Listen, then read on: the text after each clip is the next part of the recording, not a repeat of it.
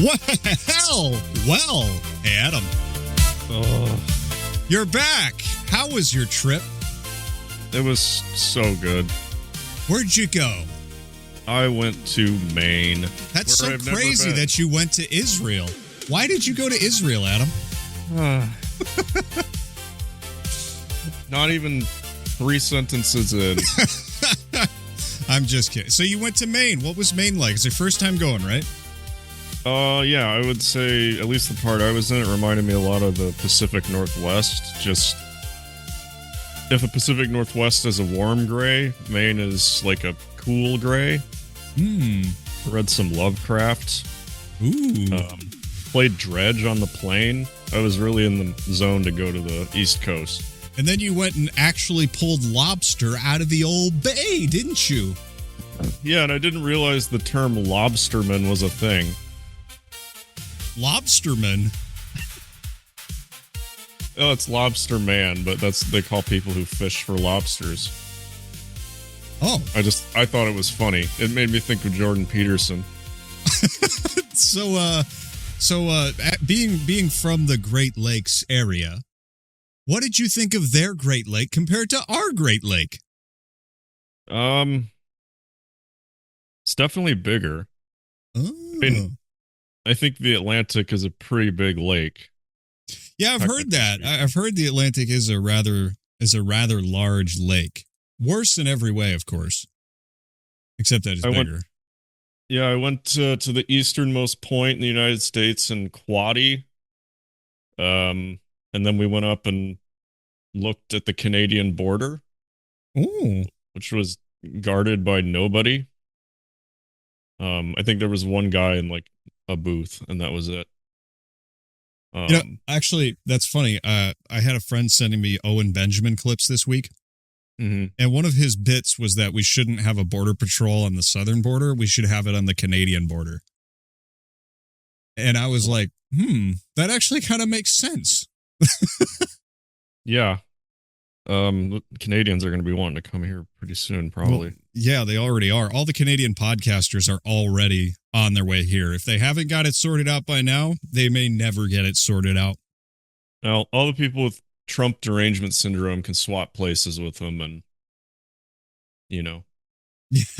enjoy the best of both worlds. Yeah. It's funny because we got tons of people here who are so worried and scared of, evil Mr. Orange Man that they're like, I'm going to go to Canada. And it's like, have fun. And the people who want to come here,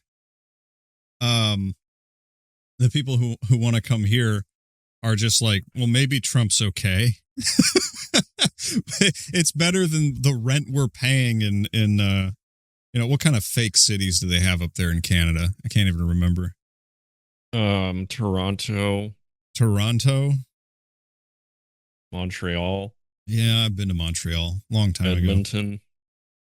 Yeah, I don't know. I remember people saying that in 2016 when Trump was elected. I'm gonna move to Australia, and this was largely like film celebrities and all that crap, and nobody left. They just bought second homes in Greece or whatever. Well, that makes sense. Yeah. Well, Tom Hanks did go to Greece, didn't he?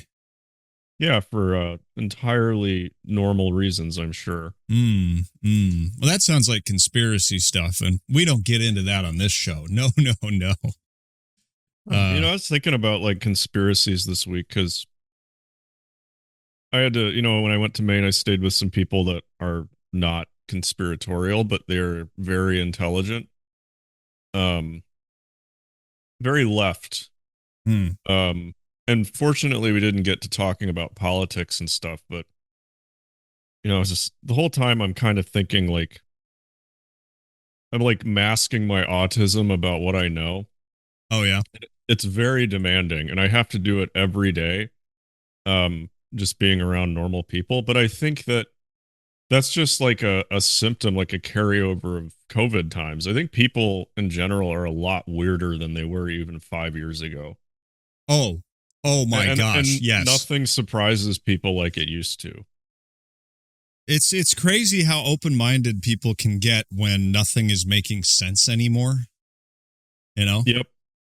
And, they start with turning over safe rocks, right? We've talked about turning over rocks a lot. I think you invented turning over the last rock. Uh-huh. And people are very quickly descending, and in many different ways. There's a lot of staircases to get down into conspiracy zone, I've noticed. Well, that's the thing, too, is now the mainstream media is pushing it, like, hard. Yeah.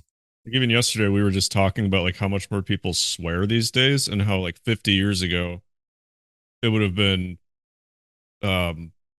like, a national incident if a president said even some of the minor things Trump has said. Right.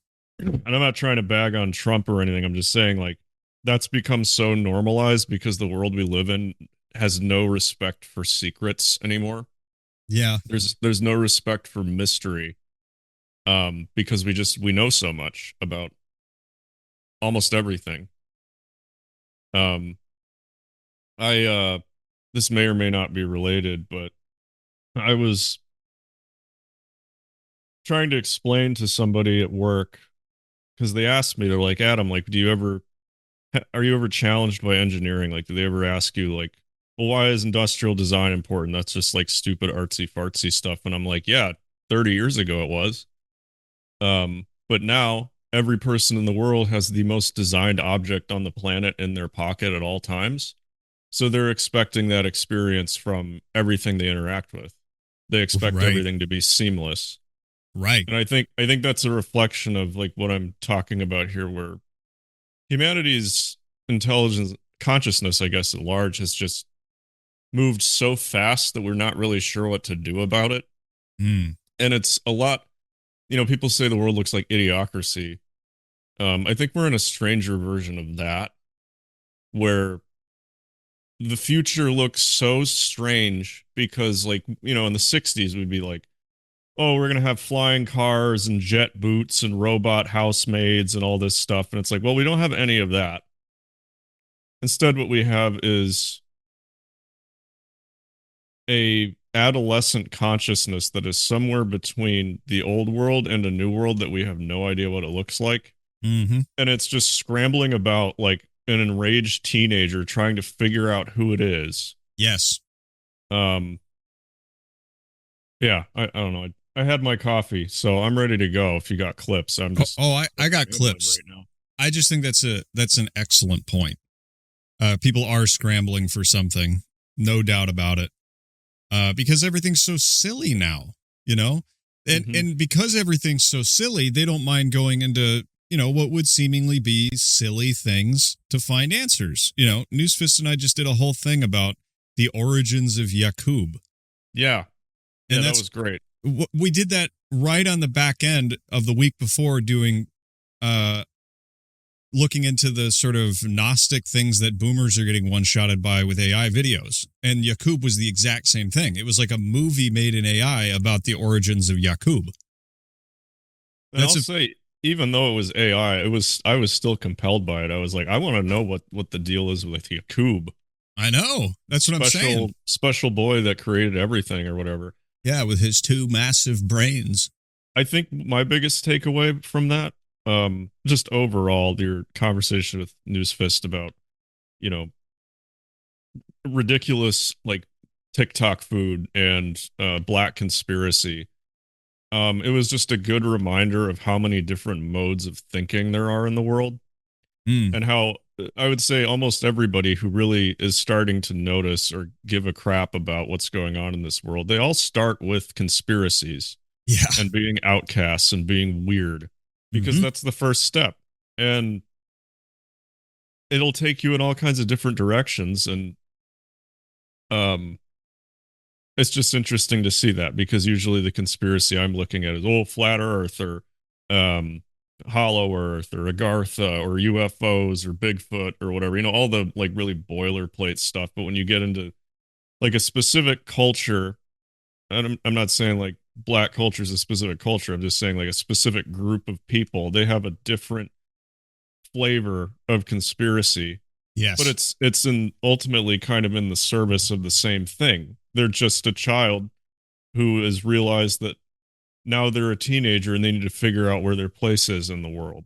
And it's always messy and it's always hilarious. That's right. It is always messy. And that's kind of the thing about it that I think you're totally right about, is it is awkward. It is like a teenage phase of belief, when you realize that maybe I don't have to believe what I was always taught in the church I was growing up in. And so you start investigating other things, and some things make sense to you, and you walk out believing in something like the Yakub story. And that's strange. So Newsfist and I, we're gonna do another part on that, I think, and then eventually we're gonna move into Tartaria, which is sort of the white culture version of the Yakub story in a way. They're very similar. In fact, this is a great time to call out our Gnosticism series, because we've been delving into a little bit of what we talked about when we did this. You and me and Daniel did Gnosticism. Mm-hmm. Damn, was that like episode 80? Yeah, that was episode 86, 87, and 88. I'm pretty sure. Yeah.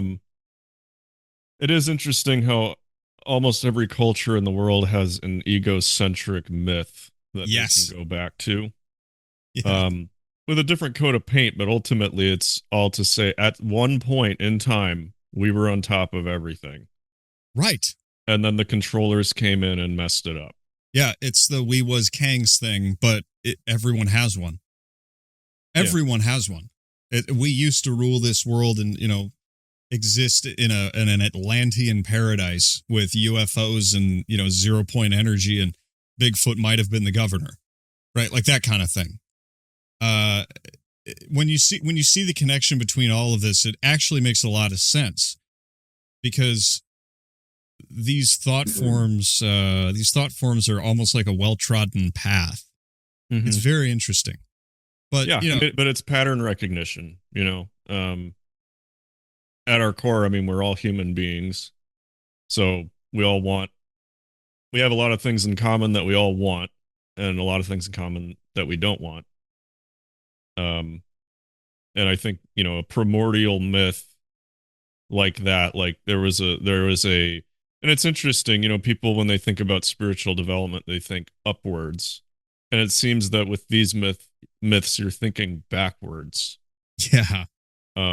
Where it's like, we have to get back, as opposed to looking into a future where we could create something better than that.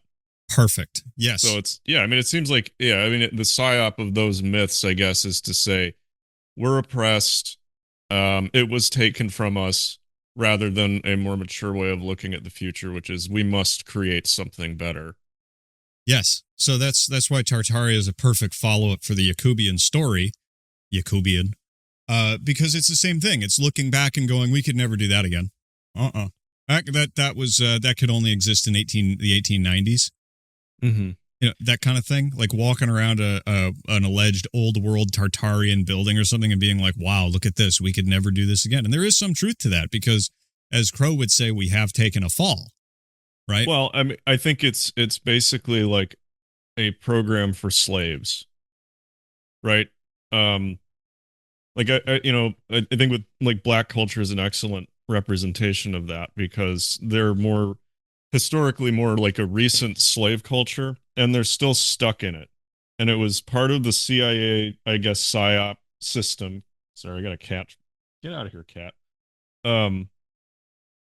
Because I've seen it where I've known black people who have like flat out rejected the notion that they were once great or that the good days are behind them.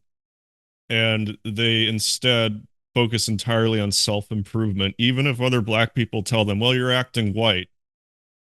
I've seen them turn that myth around and do the exact opposite and become excellent people. Yeah. But there is a world of psychological warfare stacked against them, whether or not anything has to do with genetics. That's where the Tartaria thing repulses me too, because it's telling white people or people in general that it's putting them in a slave victimhood mindset as opposed to a growth mindset. Yes, we wuzzery is a product of basically like 100 years of progressing toward the civil rights era. We wuzzery, it can go for anyone. It really can. And it's dangerous because it's taking pride in something that not that you didn't necessarily do, because I understand the argument that like, well, our ancestors did it and they're trying to trick us into thinking we can't do it. No, we wuzzery is very different from that. We wuzzery is we deserve something. We deserve to live in this world. And, a Christian mindset, broadly speaking, would say that America as a whole is under total judgment, which that doesn't allow for we wuzzery. Yeah. Well, I mean, another reflection of that is just the nostalgia culture that we're all getting sick of, right? Where it's like how we've overdone the 80s. Everybody's tired of 80s nostalgia. Well, let's do 90s now, and then we'll do 2000s, and then it'll just be an Ouroboros of nothingness because we're not creating anything new. It's the human centipede. As disgusting as that is, that's what it is. So, but the thing is, we're not all like super well prepared to look into the future and try to invent something. And unfortunately, like we have some debts to pay off, right? We have to we have to make up for some mistakes before we can move into the future. And actually, my first clip is about that. This is how you course correct and bring yourself into the future. You deal with Indian scammers all the time. I do. Everybody does. Everybody does. Now, here's a brilliant solution to that problem. I set up an AI voice assistant to answer my scam calls and troll scammers, and listen to one that I got recently. So this is Ryan from Microsoft. We detected a virus on your computer. Hello? Hackers are stealing your data right now, so we need to act. Virus? Fake news. My computers are the biggest, most secure computers ever created. Please to turn on your computer so I can fix it. You need to give me access. Listen to this guy. You sound like a cheap Indian scammer baby boy sitting in a dirty call center in Mumbai, right? With your 47 cousins. Sir, this is serious business. I am Ryan from Microsoft support here to help you. You want to fix my PC? Yes, sir. Maybe you should fix your dirty streets first, baby boy.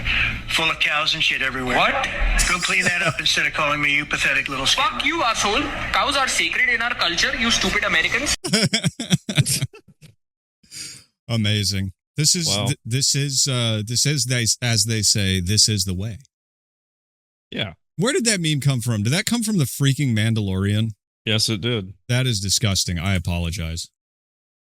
I sincerely apologize. You've never even seen the show, have you? No, I haven't seen the show. I haven't either. I refuse. Although you did tell me I need to watch Andor. I didn't tell you need to watch Andor. I said it is better than I thought. I'm not turning in my based card yet.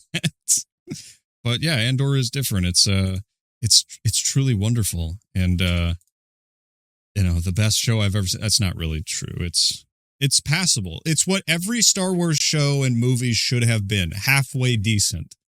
I think the most I can say about it is that I'm totally surprised it doesn't suck. I think that's fair. Yeah. And I think that's an interesting thing about... Oh, sorry. The Dark Souls just invaded. I apologize. What the hell was that? I had to send a quick email, and I have a plugin on my browser that makes the enemy vanquish sound whenever I send an email. Where do you find this stuff? On the internet. I want that.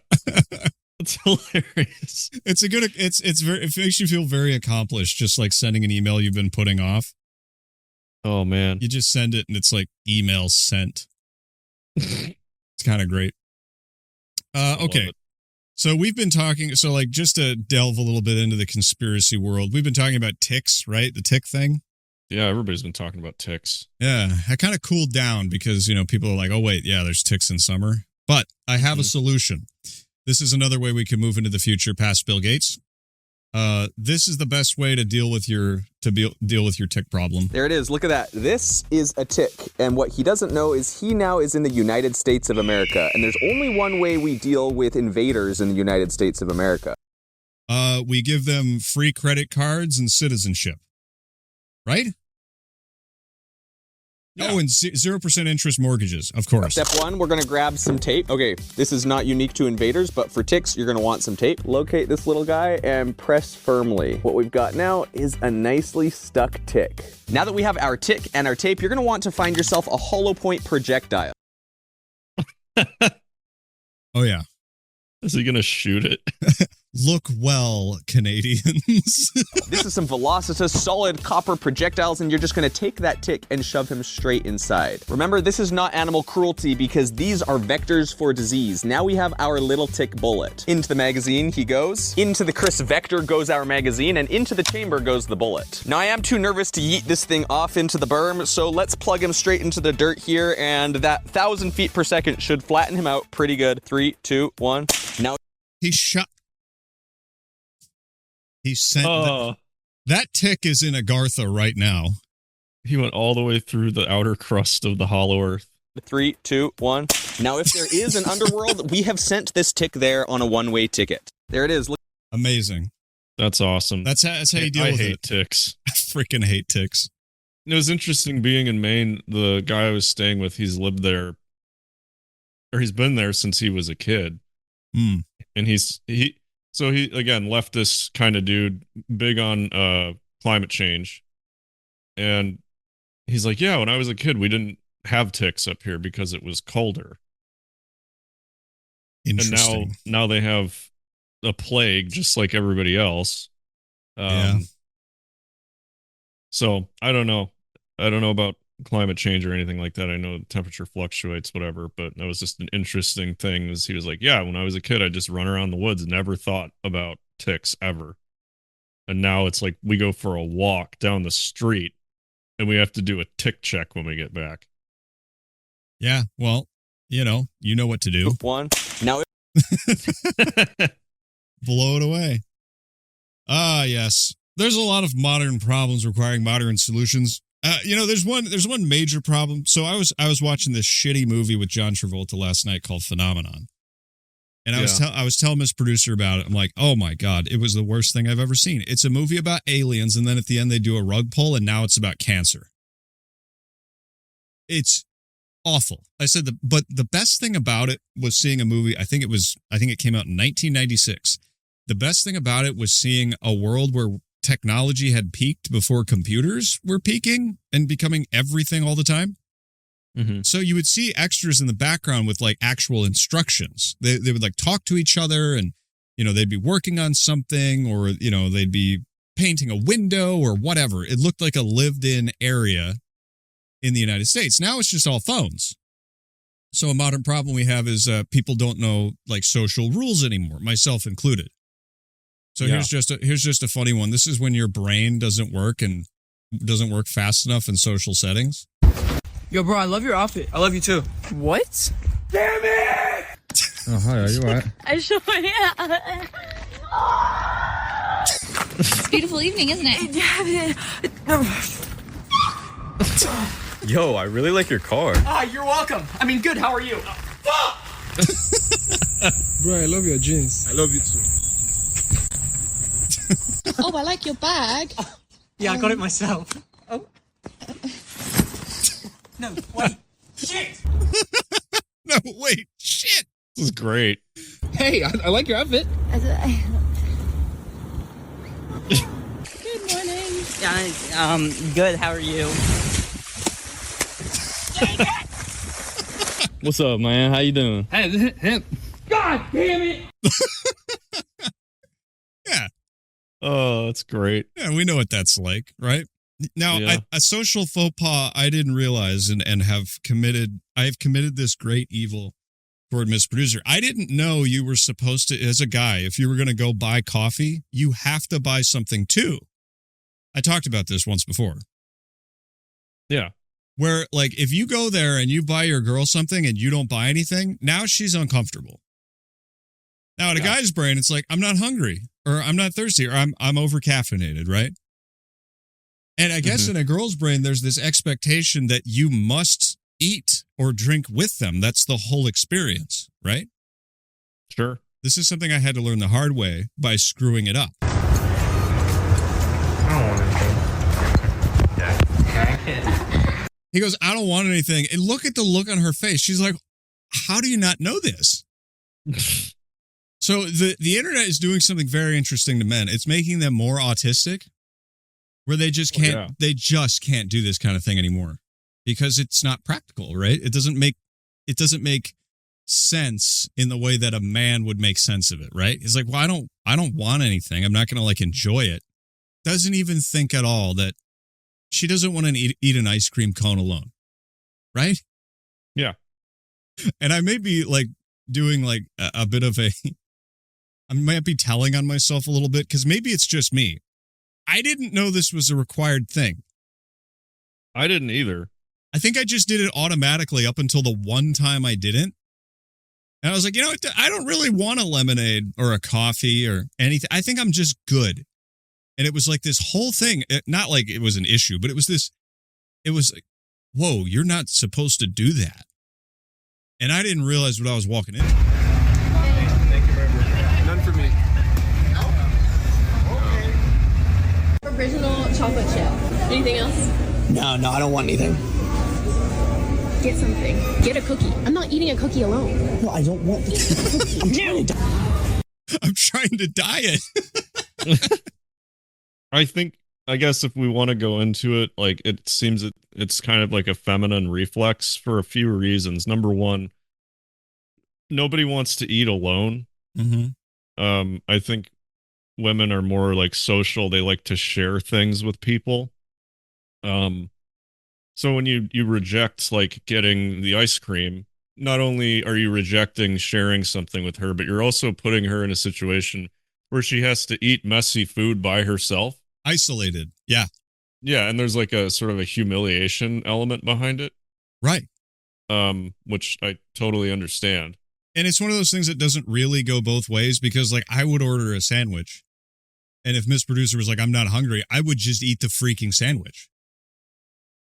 Yeah, Right? well, I mean, even I guess regardless of gender, you know, if like there have been times where like somebody comes to my house after a long trip or something, and I'm like, "Oh, are you hungry?" They're like, "Yeah, I haven't eaten in like since breakfast or whatever," and then I just sit there and like watch them eat, and I can tell it makes them feel awkward because I'm just sitting there like staring at them while they eat. No, I don't do that, but yeah, I mean, I've had this situation a lot with people who are nervous, like new hires or like people who are new to the corporate life. You have to eat with them even if you aren't hungry, because otherwise it just puts them in an embarrassing situation where you're just sitting there. Right. So you're telling me that it's like a power move. It's a performance thing. But if you really wanted to intimidate a new hire, you could like order them a giant burger and say, I hope you're hungry. And then I'm dieting. And then just sit there and stare. Are you enjoying your burger? How is it? Yeah. Well, I oh, mean, man. sharing food is like, that's a human thing. So even if you're not gonna, even if you don't want anything, get something. Just usually what I do is I just get a cup of tea or a coffee or something if I'm not hungry. That way there's like that ritual sharing element and nobody feels weird. Yeah. Yeah. There's a lot of things we need to teach the young Zoomers and Gen Alphas about attracting and keeping the attention of the opposite sex because, they don't get it. We're not going to have any Gen Betas. I told you about my experience going to see the Backrooms movie. Mm-hmm. So there's one thing I have unlearned since COVID, because I haven't been to a movie theater since like 2018. And last time I went to a movie, it was, as you'd expect, most people were quiet. There was, people munching on popcorn and whatnot, but everybody sat down before the movie started and we watched the stupid trailers and then we watched the movie and then we left. I unlearned that going opening day to a social media created film like the Backrooms, I just didn't cross my mind that the theater would be full of crazy teenagers. Oh yeah. And I somehow I was surprised by this, but on top of me just not having the common sense of like, yeah, it's opening night for a movie for young people. Like kids especially they don't have like the same and I'm trying to explain this in a way where I don't sound like an asshole. 'Cause, it's like, oh, kids these days. It's like, no, like these are actually like the product of their environment. How can you expect them to go and sit in a dark room full of other teenagers and be quiet? Like, exactly. That's insane. So yeah, I mean, of course I sat behind the most obnoxious group of girls ever in the whole theater. And they had like fidget spinners and they were throwing shit at the screen and talking. And I was like, I walked out with my woman and my friend and I was like, guys, we are the olds now. But yeah, I mean, we left the theater because it was like, it's obviously an ambient driven horror film and you're supposed to like be sucked into the world and you just couldn't do it. But yeah, no, it's just interesting because like I don't go out and see movies, but I've been watching Kane Parsons' channel forever, and I was like, I want to contribute to his box office run. So I paid my dues. I watched 20 minutes of the movie, and then I left. I'm just imagining the Shawshank Redemption, where it's like, Adam crawled through the opening night of the back rooms and walked out an old man. I didn't even care. They were having fun. And if that's how they want to have fun, that's great. And if I want to watch the movie in the silence of my own home, I can do that in a couple months. So I wasn't offended. I wasn't mad. I was like, all right, this is just how kids are. And that's great.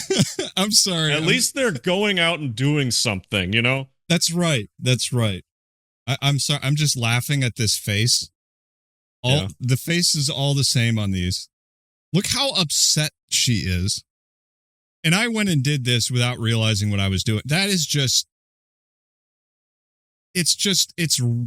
there's so much comedy here. It's unreal. I'm going to test this. You should try it. Because my woman is not like other boys. Yeah, well, that's true. Yeah, she generally doesn't like have a lot of these reflexes. But I'm going to test it. Just see what happens. Yeah. Well, I mean, you gotta find a place where you actually don't want anything. Like the one time I actually didn't want anything because I love coffee and I love sandwiches. I love all that stuff. But the one time I was like, I don't really need anything else. It was like, oh shit. I had no idea. I think a minor version of this is my woman loves lattes. And that's her thing is whenever we go to a new coffee shop, she tries their weirdest latte.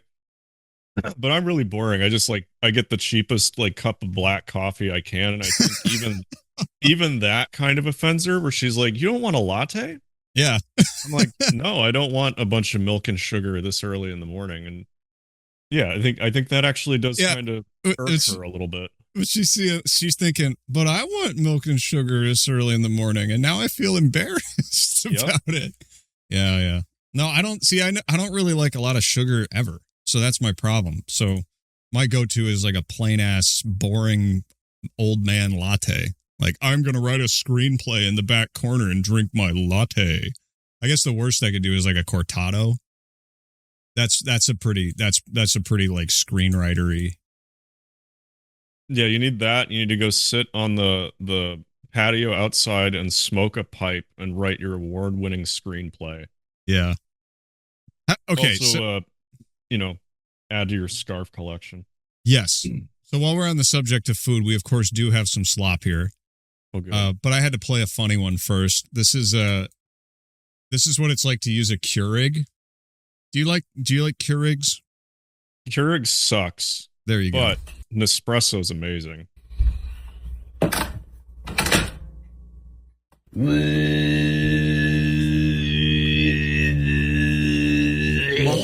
throat singing.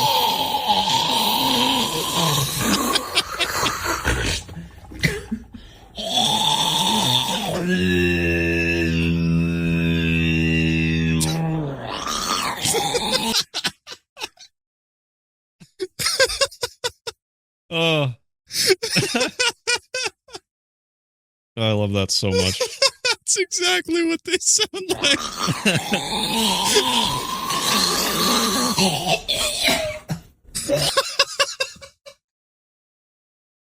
Man, I didn't. That's one thing, I talk about design a lot, right? And these Keurig things, like, there's obviously some idiot industrial designer who's put his hands all over these things. Oh, it's supposed to look like a friend sitting on the countertop, and you just, close the lid. They don't think at all about the experience of the sound. Yeah. At all. It's like, yeah, whatever it sounds like doesn't matter. It's like, maybe you should improve that. This is what I'm talking about. This is the world we live in, where the sound the coffee machine makes matters. Yeah, well, that's a great call out. To not to use like a corporate slang call out, but to use it. Yeah, sounds matter. Sounds matter a lot. Most people sort of process it automatically. But even when you're at a coffee shop and they start using those espresso machines and they make similar sounds to this, it's like disturbing in the background. Like, think about that. You would design if you were doing like an alien coffee shop in a movie and you were like playing it for laughs, it would make this sound. Well, I'm really glad to be. Let's check out the new coffee shop on Zebulon 5. Hard cut. This is the Muco Max machine. It's the Muco Max machine. This is exactly what it would sound like. I like that you can hear the guy laughing halfway through.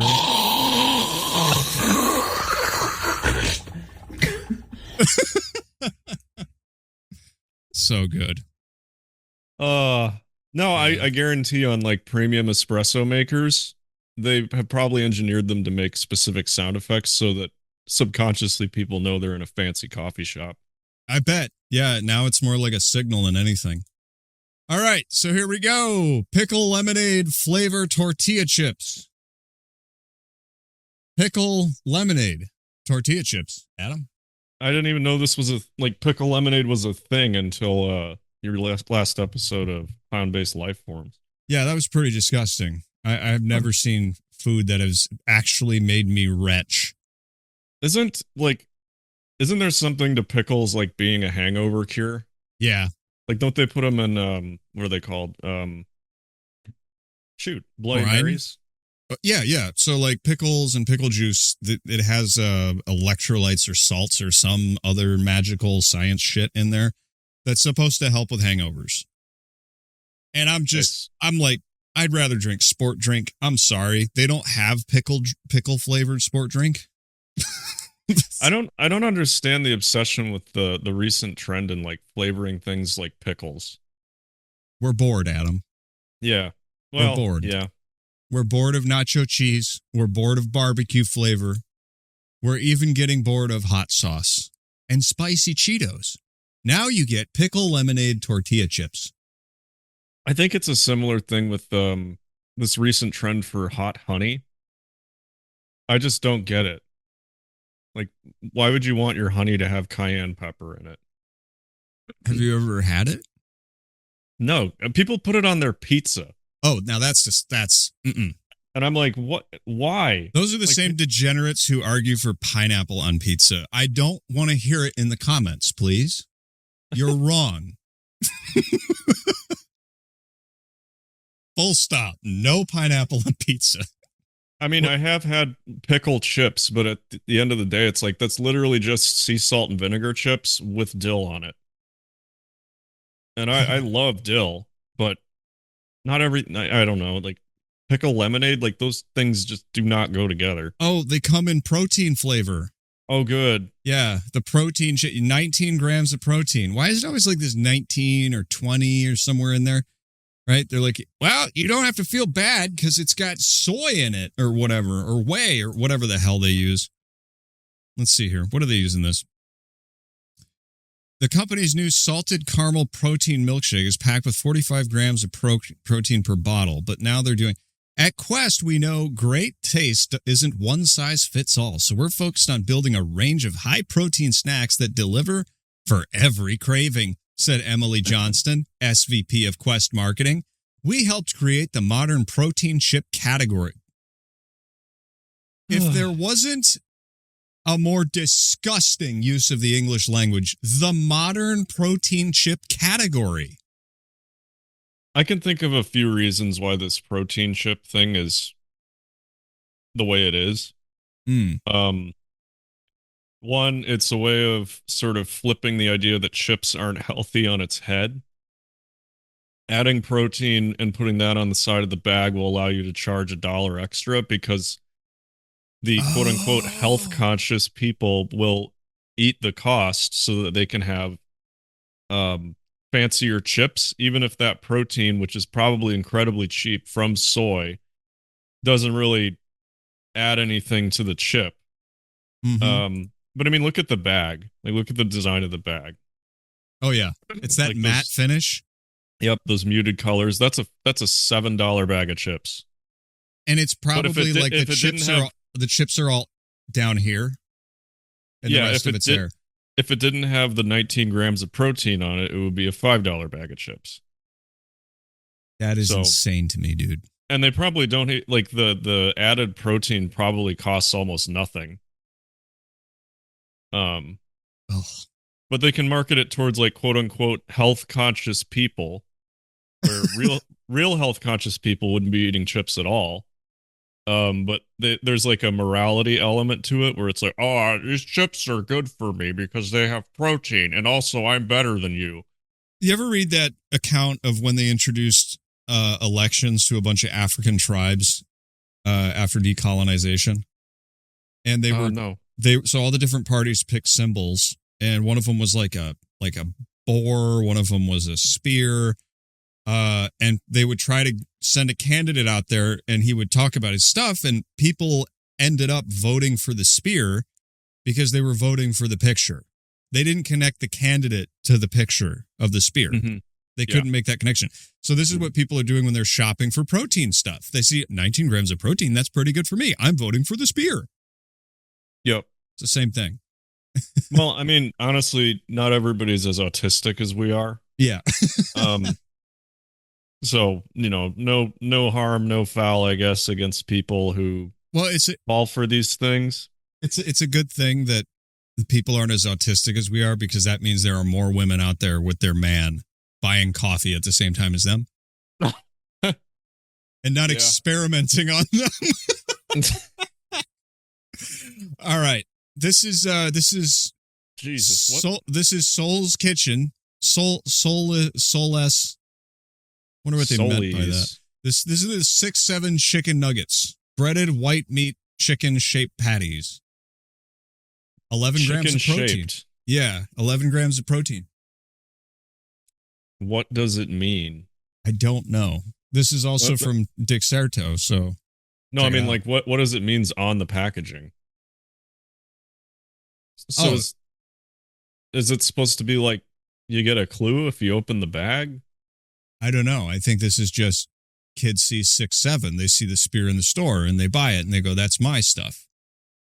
Like, this is Gen Alpha shit, right? Yeah. So they're like, ooh, 6-7. That's funny. I saw that on the whatever Gen Alpha watches, you know. Does Gen Alpha watch TikTok? Jesus, I don't know. I don't think I know a single Gen Alpha kid. They watch TikTok. Okay. So yeah, you can get your company announced it has hired a person as a head of memes. Oh, Lord have mercy on us sinners. If you're going to be head of memes, you should at least make the packaging funny. It just doesn't make sense. But again, I'm not Gen Alpha, obviously, so maybe it makes sense to them. Soulless Kitchen is from Texas. So thank you, Tom. Thank you, Arthur, for bringing this to us. I blame you. We anticipate people will say we're late to the 6-7 party, Trevelyan said. We don't see it that way. In Texas, the party doesn't start until the good food arrives. Since it's June 7th, the official 6-7 day, and the nuggets are ready, we're right on time. Is this like an ad campaign from another dimension? Like, this feels entirely AI generated. I know. I am receiving a message from Miss Producer who is listening in, and I don't understand at all what she's saying. What does it mean is a joke, because that's what boomers, Gen X, and millennials were saying when they saw people doing 6-7. So it's a play on that, like saying, yeah, you're cool. Can you make sense of that? So it's basically a joke at the expense of the olds. Yes. Okay. That's what it is. It's making fun Well, I of mean, that if there was one source of humor that young people seem to have these days, it's baffling older people. Yeah. Which is hilarious. Yeah. And I respect it. Gen Z are officially our aged pioneers now. Yeah. They know. Now that they're all in their mid-20s, it's their aged. They pioneered this baffling old people thing and dancing circles around them by just messing with their programming. Gen Alpha is going to break the entire planet with shit like this, which is great because it needs it. Yeah, as if the world needed to be more absurd. Well, it is, because now you can get your Kool-Aid pineapple spears pre-packaged. They're just selling them at stores now. Tiger Mark got the Kool-Aid pineapples, y'all. $10. If you don't feel like making $10. It's just they're undercutting local businesses. These men are out here working their asses off to sell these for $12.99 on the streets, or $20 when they were originally out. Dude, that has got to be like the sweetest, most tart thing. Like, I feel like biting into that. Like, I have sensitive teeth. I feel like it would make my mouth explode. Yeah. Like, literally burst into flames. Yeah. From the electrical shock of that much acid. Yeah. You're not Floridian enough to eat this. So, they got blue raspberry, peach mango, black cherry, pink lemonade. Ooh, pink lemonade. That one. Ooh, don't brush your teeth before you eat that. Oh, my teeth are crying. I know. Just thinking about this. Regular lemonade. They had the fruit punch back there. They got all different kinds, y'all. I wonder why. No. Huh. Nothing. This one. Ooh, watermelon. Oh. For Pete's sake, man. Walked right into that one. I didn't know. No, well, she walked into it. It's true, she did. Come get them $10. And they got the yellow watermelon. Yellow watermelon? Have you had yellow watermelon? No. I feel like I've had yellow watermelon once before. These food scientists are mad. They're crazy. They're genetically engineering watermelon to not be red and delicious. Now it's got to be yellow because that's weird. You know, this is no different from that Hulk flavored chocolate syrup. Yeah. Remember that? Yep. When chocolate milk was like a huge thing for young kids. I mean, it's always been, but like when we were kids, that shitty Hulk movie with Edward Norton was out? No, it was before that. You're right. That was like Hulk. And then I don't even remember who starred in it. I never saw it. But yeah, I remember we got the green Hershey's syrup and we made green chocolate milk, and it was the greatest thing ever. Right. Okay. Different Hulk. Hulk movie 2003. Yeah, who was in that? I'm curious. Eric Banana. Yeah. Banana. Yeah, that guy right there, that's who I'd pick to be Incredible Hulk. He looks like a Bruce Banner. Yeah. Oh, man. So we got Everybody remembers the Hulk hands, though. You know, the big foam Hulk hands? Oh, heck yeah. That came with the movie? Yeah. That was like the greatest friggin' thing ever. You could like punch your friends and feel no guilt. So, what's next on the slop chain? Oh, yeah. So everyone saw this. This is basically old news at this point, but I've been gathering clips for 2 weeks since we took the week off because you were visiting Heaven on Earth. I was going to make an Israel joke again, but I'm not going to do that. Well, I made the joke for you. Yeah. Well, this is a new electrolyte drink from whoever this guy is. He's some football player. Man, I don't do any of this stuff. What's his name? Tom Brady. Yeah. What, you don't like the sports ball? Dude, I'm a nerd. I make a podcast. I review shitty food. I eat rotten freeze-dried pizza on the air for content. What do you think? Do you think I watch freaking sports? Yeah, I mean, you're like a normal guy, right? Are you launching another celebrity seltzer brand? No, I'm launching a brand new coconut water. It's actually really good. Oh, what's it called?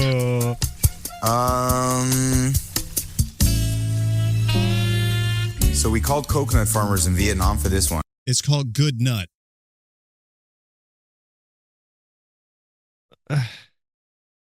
Huh? Yeah, it's called Good Nut.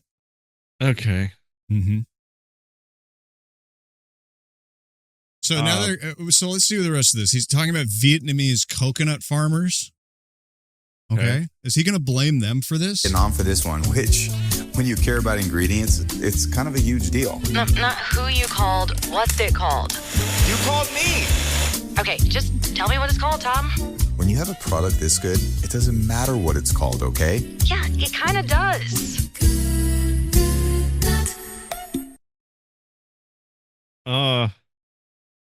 I'm sorry. Does that sound like an AI voice to you? Which part? Tom Brady. Every time he talks, it sounds like a freaking AI voice. Okay, just tell me what it's called, Tom. When you have a product this good, it doesn't matter what it's called, okay? That's a freaking AI dub. That's what that is. It's either that or he's just not a good actor. He's not a good actor, so they used an AI dub. Adam, they couldn't pay him to come back in. They're like, it doesn't sync. We had to record the lines later like 15 times because they all suck. So we had to dub it in. When you have a product this good, it doesn't matter what it's called. That's not even him talking. I'm sorry. It's not. It's fake. It's all fake. It's fake. What do they call that? Is it ADR? Yes. ADR. Okay, when they dub over top of things. So this is AI ADR. Great. AVO ADR. What a crappy ad.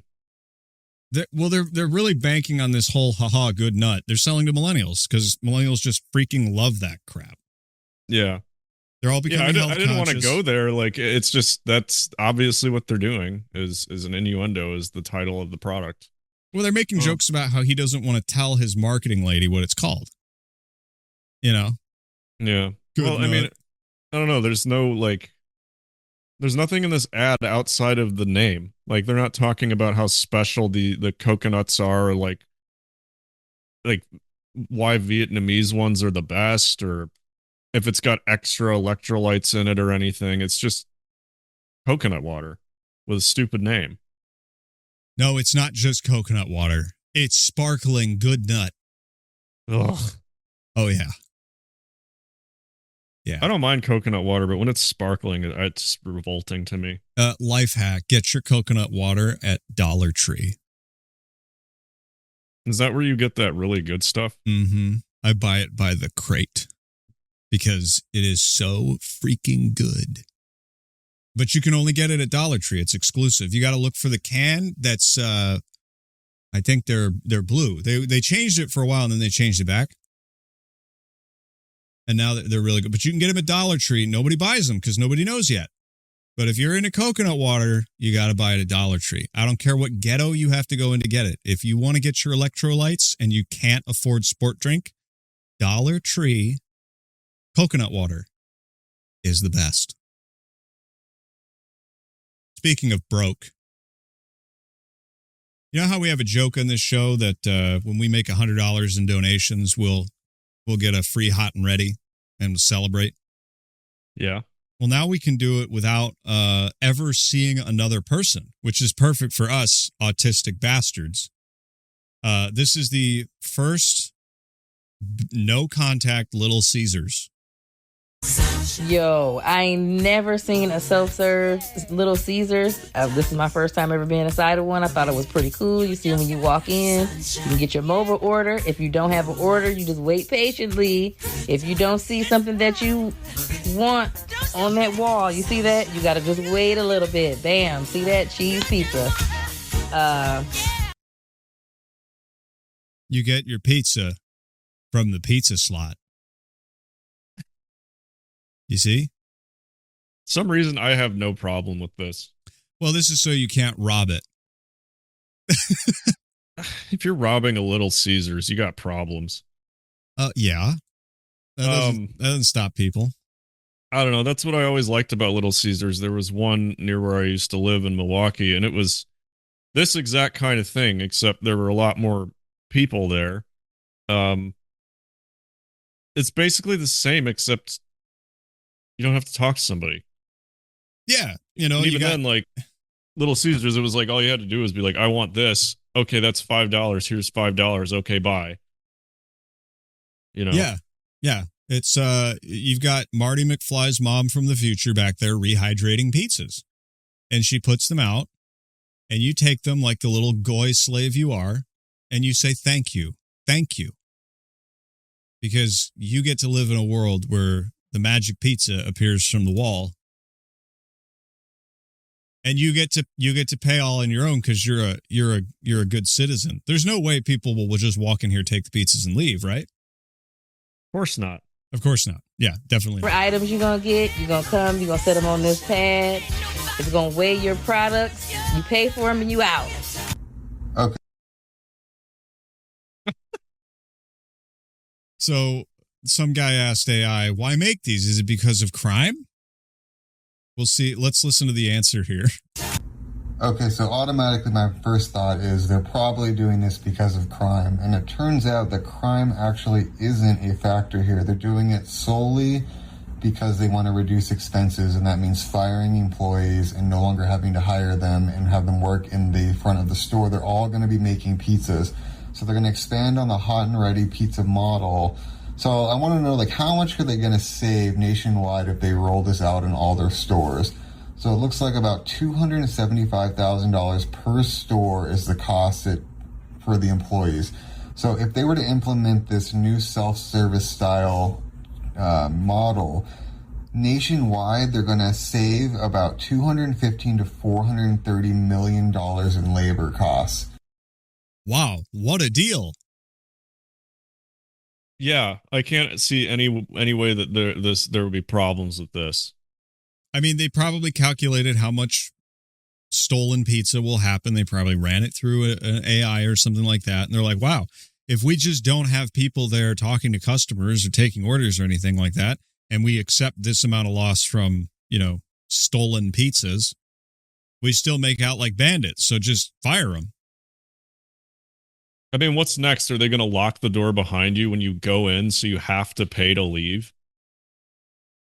I mean, that's not far off. Yeah. Yeah. Yeah. As much as I hate interacting with cashiers anywhere, you don't hate it that much. No, because I mean, at least, I don't know, imagine working in the kitchen there. Like, totally thankless job. Nobody says thank you. Nobody says have a good one. None of that. Mm-hmm. You're just back there putting these pre-made pizzas in a little oven, putting them in a box, and putting them in the slot. Yep. Put the pizza in the slot. And also, you're not going to, I mean, you're still going to need customer service in these places because something is inevitably going to go wrong. So you're going to have somebody come out of the kitchen and fidget with the machine. Yeah. It's like Aldi's kind of doing this where they have like minimal staff these days and they replaced half of the belts with self-checkouts. Mm. And I mean, I think like at least the Aldi's that I go to, the self-checkouts are pretty good. They don't screw up that much. Mm-hmm. But any other grocery store where there's a self-checkout, it just doesn't work. Like I if I go to like a Pick and Save, which is a Kroger sub-brand, their self-checkout, every single time I use it, I have to have a person come and fix it. Every time. And it's like, why would you do that when you could just have like, you know, do the Aldi thing where it's one guy who at blazing speed just like throws your stuff over a scanner and in 2 minutes you're paid and you're out of there. Well, I because don't know. you got to pay that guy, you know, Yeah, and they could save $500,000 per store per year or something like that. I mean, I don't know. Makes sense. Yeah, I don't know. The Little Caesars, like, when was the last time you had Little Caesars? Probably in Austin. So it's been 7-8 years. Yeah, this is like one of the few businesses where I could see this level of automation working. Mm-hmm. Although not in the neighborhood I used to live in. When I went to that Little Caesars, it was like a party. Yeah. Well, check it there out. were just people hanging out in there. Yeah, check it out. They got a security camera here, and they got security cameras everywhere, and they got you on the wall. You see? You are being watched by Little Caesars intelligence. Pizza. This is not going to work in the hood. Mm-mm. At all. It's territory. They want to hold on to their territory, you know? And this is kind of the way a lot of these places are being, because they like, the real estate beneath them is still valuable, right? Mm-hmm. So they just keep it open as like a pittance to make sure that, you know, I mean, I'm sure there's some kind of scam or break or something that they get for at least keeping the places open, which brings us to this. This is the guy in charge of every mall in America. I want this mall to look abandoned. Mostly parking lot. I want massage chairs in the middle of the walkway. No one's gonna sit in them. Trampoline and bungee mixed together. Bungee trampoline in the middle of the mall. Let's put a cheesecake factory that's somehow inside and outside of the mall at the same time. Make it impossible to find the bathrooms. And if you do find them, it looks like you're about to enter the back rooms. Pretzels.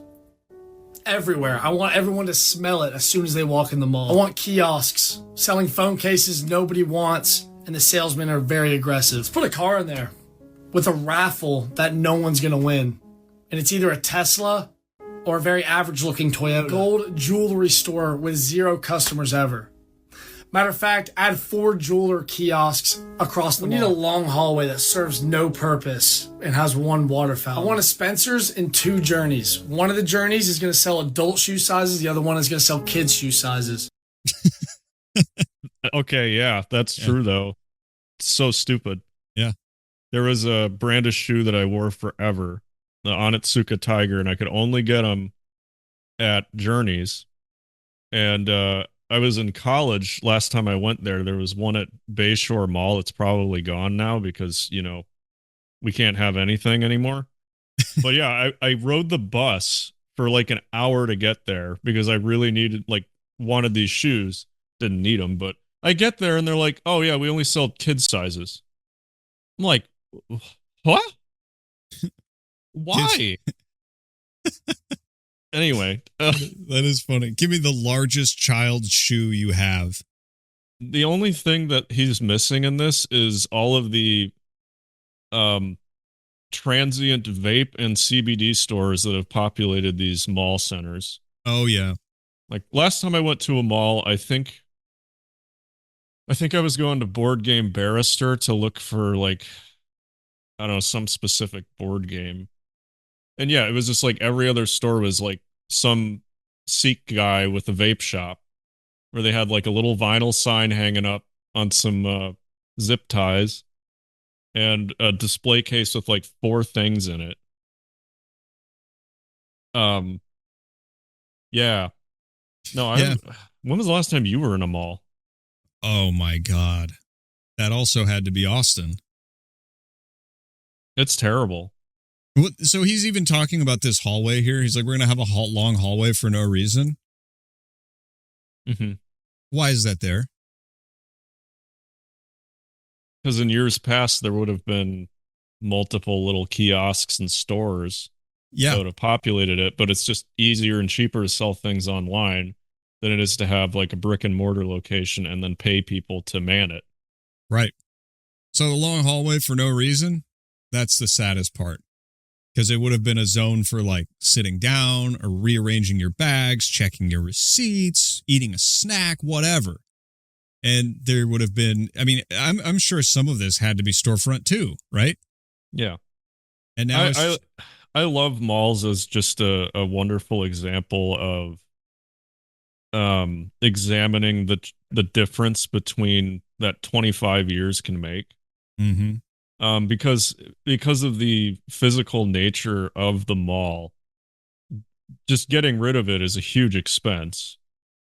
So I don't know. I watch a lot of urban explorers on YouTube. There's the Proper People. That's a good channel. They go to a lot of malls, and you'd be surprised how many of them are like half abandoned, like being torn down, and then the other half has like, you know, a store, and then other people just go there to use it as like a jogging track. Yeah.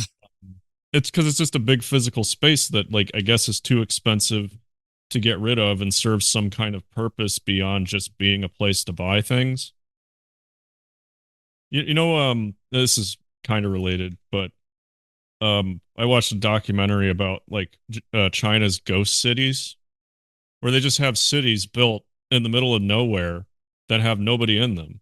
Right.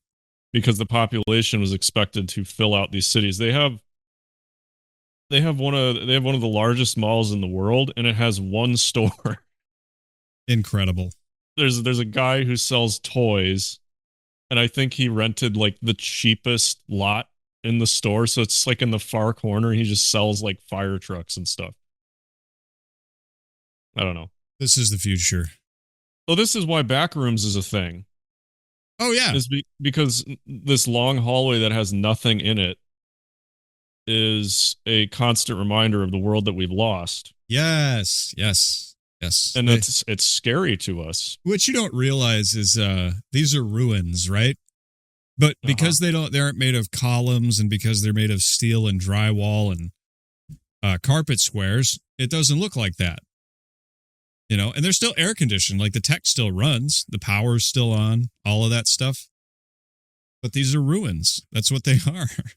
And you know what's funny is like you hear about, you know, people having houses built from like Roman, like partially from Roman ruins in, you know, European countries and that sort of thing. And before that, it was, you know, well, we just build on top of things. This is actually why Tartaria is so interesting, because Tartaria has the mud flood concept where all the old world is actually underground, which is brilliantly mirrored in that episode of Stargate SG-1, where they go to a terraformed planet and they don't realize that there used to be people living there until they find a hole in the ground, and underneath they find an entire city.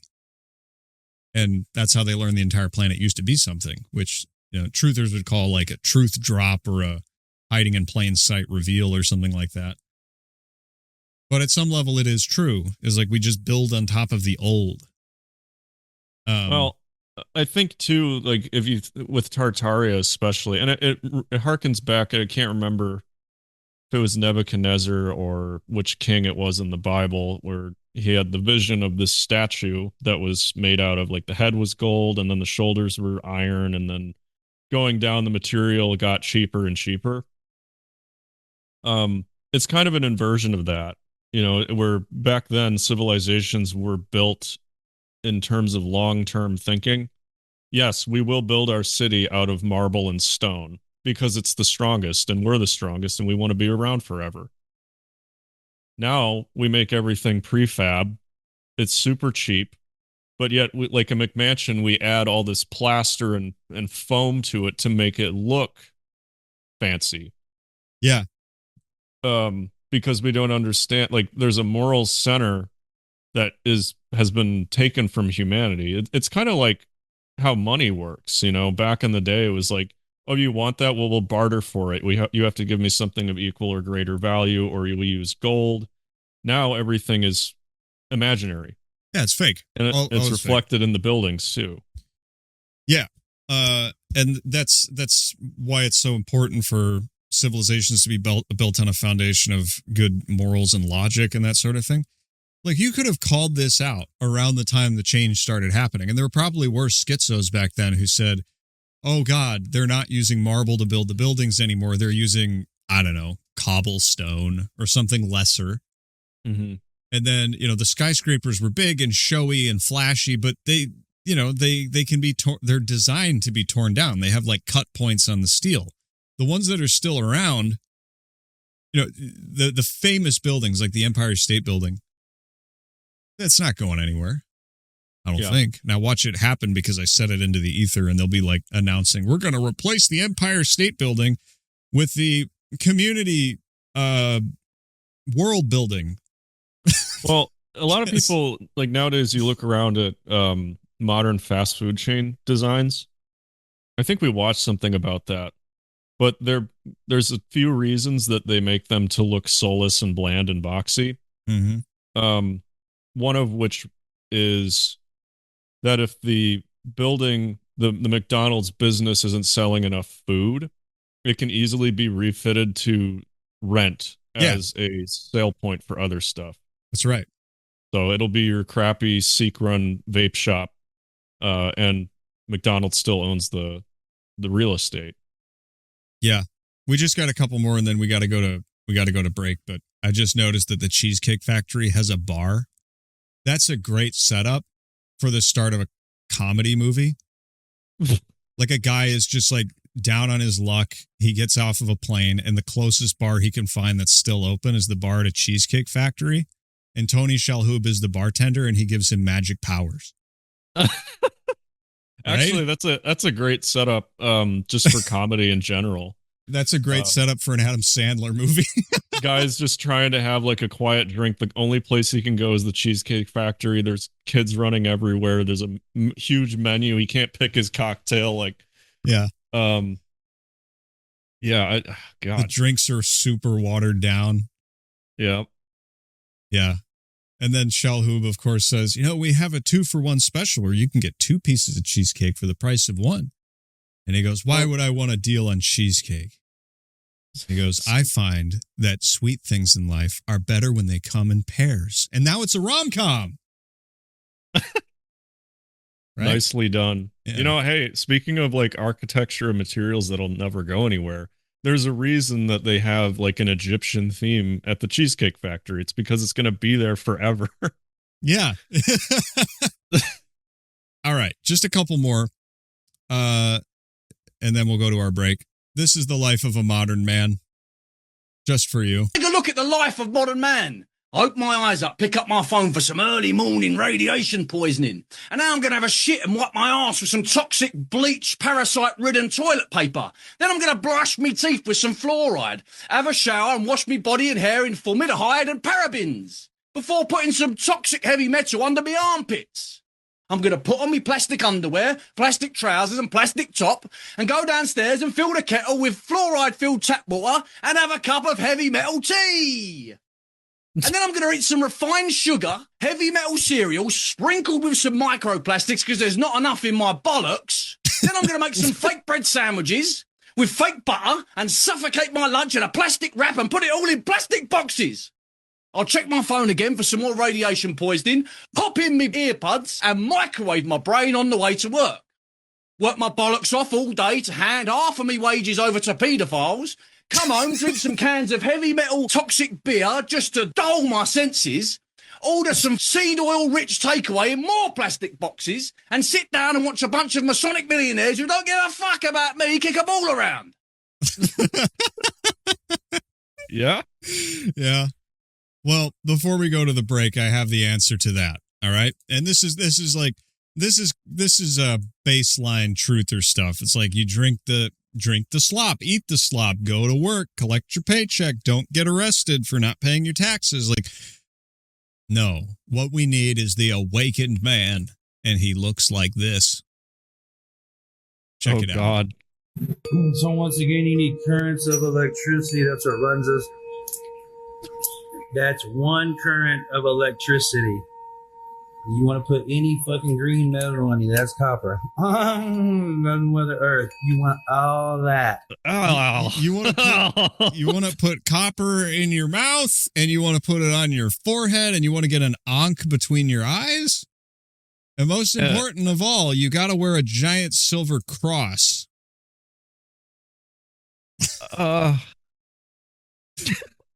It's preventing my grays. It's preventing. Look at my skin. Look at everything. You have to only touch and drink this shit. What? Come on now. Come on now. I love you so much. Silver. Silver's. Oh my God.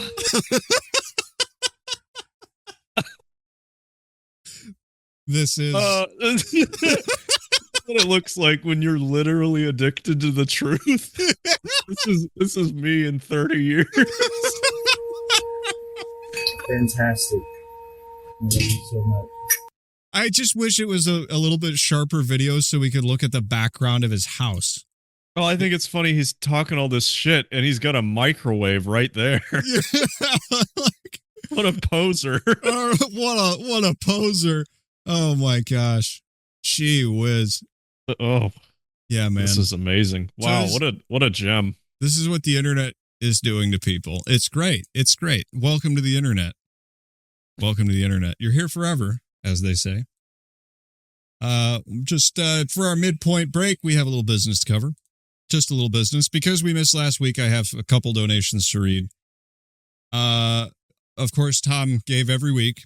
He's out of the country this weekend. That's why I'm assuming we didn't get one for this weekend. But he hits us up every time. And he did send $5.55 on Rumble this week while I was doing my Wagey stream. Which, if you want access to those, you got to get on our group, our Telegram group. I sometimes put on a stream and watch shit like this during the week while I'm working. Which is crazy. But, when you're just sitting there, drawing something, you can talk and listen to content, But anyway, so Tom sends $5.55 last week. He says, donate to CTC. Stay thirsty, my friends. And then the week before that, he said, no quips today, just plain smooth jazz. So I have to play one of Tom's favorite buttons. We're independent thinkers. Roger, roger, roger, roger, roger. And we also got 333 from Bros, who said, please play. He said, Patrick Stewart yelling Atomics. Atomics! Yeah. There you go. Now, if you are feeling like donating to the show and having a note read, right now, it's not exactly super popular, but if you feel like doing it, we have all the links in the description. There's a QR code on screen, that kind of good stuff. And we'll read stuff that you send in within reason. If you want extra content, there's our Patreon right there. It's $5 for bonus content and early releases of said bonus content. The people who are like, oh yeah, Pete Quinones, that was a great interview. The patrons got that 2 weeks early. So there's that. Patreon will probably also be where I do my Wagey streams in the future. Just so you know. I probably shouldn't be doing everything for free, but because I am bad at business and do this for the love of the game, I do it for free on the Telegram through Rumble right now. And then the last thing is, we do have some merch you can buy on our website, including the I Love It Here sticker and the No News Zone We Are Here to Watch anti-press sticker. There's a couple other things there, isn't there? Yeah, there's obviously the logo sticker. Yeah. And yeah. I think there's a mug. Yeah. So I got the I love it here sticker. You can get them in ordinary or holographic. I think I love the holographic. People keep asking me about where's that sticker from? And I'm like, you're never going to guess. And then I don't tell them because if coworkers listen to my show, they might think I'm crazy. But the place we've been making the most, getting the most contributions actually is the sport drink stuff, which is here. You need to use our, if you go on sportdrink.com and you're like, I want to try this for real, and you're going to buy like 3, they give you a 15% discount. That means our discount code doesn't work. If you're just going to buy 1, you get 10% off using our discount code. But if you want to contribute to our war chest and get 3 things of sport drink, just use our reference link in the description. That's how we get our cut. Good? And then you get your 15% discount for buying 3. I actually have a little bit of an update. Because sometimes we play sport drink ads on the show. Here's one. This guy is very serious. He decided to buy a lot of sport drink here for one reason, and one reason only. Watch this. Look at how much sport drink. That's so much. It's so much. So he decided he was going to make a horse electrolyte powder called horse drink. And that involves mixing, 40 cans of this stuff into one bucket? You can buy sport drink for your horse now. You just have to buy a lot of it. How rich is this guy? I don't know. That's a lot of money. That's a lot of sport drink. Guess he's got some really dehydrated horses. Yeah. So real quick on that, we wouldn't put it on the show if we didn't think it was good and use it ourselves all the time. I always make a little cup of sport drink before we start the show. It keeps you hydrated. It will make you piss like a racehorse drinking horse drink, but it's really good for you. Yeah. Yeah. And you've got all the different flavors, right, Adam? Yeah, I'm really excited to get the grapefruit one because I hear that one is the best. And I love grapefruit. But right now I just got the no yellow 5 lemon lime, like a pleb. Yeah. Well, it is known as racist Gatorade. So by buying sport drink, this is the only way you can call yourself a racist or something like that. That's like popular, isn't it? Yeah, buy sport drink. It will make you even more racist. All right, let's get back to the show here. That's enough business. Okay. Let's see where we're at here. Oh, yeah. So, Adam, what do you think of AI-generated videos? Do you like them? Only when they're used for good. Yeah. So, like, if an AI were to, tell you how to escape from AI, would you take that advice? No. No? Are you sure? Because this guy's AI data center's worst nightmare. That's the future. So here's how to escape from the government, as explained by AI. Deep in the Alaskan wilderness stands a self-sufficient fortress built to thrive far from civilization. This is where we podcast from. How did they get this footage? I don't know. Massive container walls surround a secure homestead featuring a log cabin, solar power system, greenhouses, vegetable gardens, water storage, watchtowers, and organized supply area. Yeah, see, that's my truck. That's your truck. That's Daniel's Jeep. And that's the company Land Rover right there. Yeah, these patrons really contribute a lot. They buy a lot of sport drink. A separate armored vehicle yard protects trucks and emergency transport vehicles, connected to the main compound by a fortified container corridor.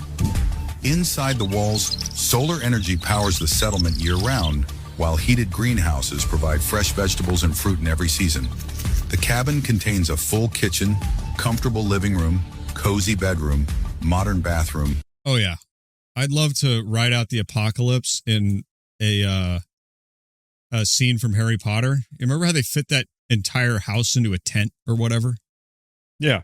Look at when he goes to this room. A whole new room appears where this door is. Cozy bedroom, modern bathroom, and check it out. Crazy. Dedicated preparedness room stocked with long-term supplies for the entire family.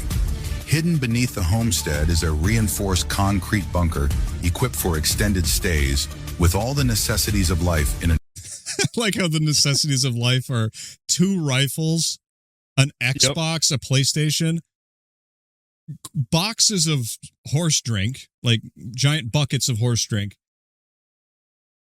I mean, are we missing anything? I think this is everything. You just need a couch and a game system. You're good to go. nuclear bunker. And a sniper rifle in your bunker. Yeah. A secret underground escape route leads to a concealed stone. Look at that. He's even got spare controllers on the shelf back here. Leads to a concealed stone exit deep in the surrounding forest, where a camouflaged off-road buggy waits as a last resort evacuation vehicle. Surrounded by endless wilderness and located hundreds of miles from the nearest city, this fortress offers security, independence, and complete self-reliance in one of the most remote places on Earth. If you could own this fortress today, but the nearest city was 300 miles away, and you could only visit it twice a year, would you move here? Yes. But also, you gotta pay some people to man those watchtowers. Yeah, that's true.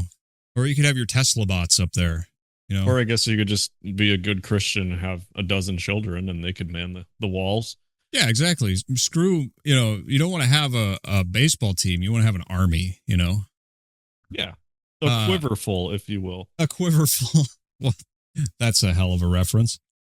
Yeah, there's some interesting reading. Look up a quiverful movement. That's an interesting one. Yeah, I think Literally Handmaid's Tale. Okay. A 3-tier shipping container wall that somehow becomes 2-tier in the back. I don't know where it's getting the idea of using shipping containers as a structure, but kind of makes sense. Only problem is you got to get these 300 miles into the wilderness. Yeah, well, podcast money, I'm telling you. Yeah, all this pays, man. This will be us someday. You see, and we can still do it by Zoom. I'll sit over here on this tower, and you can sit over here on this tower. And we put a mic in between us, and we just yell really loud. Yeah, and then Daniel's just out here in the woods somewhere in like a ghillie suit. Yeah, he's in the camouflaged UTV speeding into oblivion. Yeah, you know how good that ghillie suit is? You can't even see him as the driver of this car. He was there the whole time. And you just didn't see him. He is the car. Listen, he does airsoft, man. He's really hardcore. He knows how to do all this shit. Oh, man. That's funny. Yeah, so that's the future. That's what you can do. You can do that, or you can become Copper Boy, like we were just looking at here. I elect to become Copper Boy. Now, we couldn't possibly get through the AI segment of the show without mentioning this story. Breaking. TPUSA leadership admits using AI to create a video they circulated of Charlie Kirk saying he wants Erika Kirk to replace him if he dies. Come on. Yeah. This is for real. You want to see it? Yeah. So this is, I've got Candace Owens here. She posted the clip because they came out and admitted that, it was, yeah, we did that, but they want to play it off as like, it's stupid. We shouldn't have done this and that sort of thing. So here's whoever this guy is who isn't Charlie Kirk talking about it. We decided over the weekend we were going to troll the trolls. There's this video that has become a source of controversy. Not even controversy, just obsession from bizarre people. Yeah, just absurd. Bizarre people means Candace Owens, of course. Oh. I don't even talk about it because I think the whole thing is so lame. And they demand overwhelming proof for the idea that Charlie loved his wife and would want his wife to carry on his mission. Yeah. Well, it's something he told all of us. We all knew. We didn't talk about it because we thought Charlie was going to be with us for another 50 plus years. But like we all knew, the board knew this was the plan. Whatever. He said it one time in front of a camera at a private event with donors in Aspen. So we figured we'd troll the trolls, and you get a little taste of it here. The most important relationship in your life is the one that you have with your Lord and Savior Jesus Christ. His passion was my passion, and now his mission is my mission. I appoint my wife to run Turning Point USA if something happens to me. That's it. That's the AI clip. Could they make it sound less natural? It's so fast. I don't know how anybody caught this. I mean, it sounds like it. I appoint my wife to run Turning Point USA if something happens. It's so to the point, though. Yeah. It's like, why would you say that?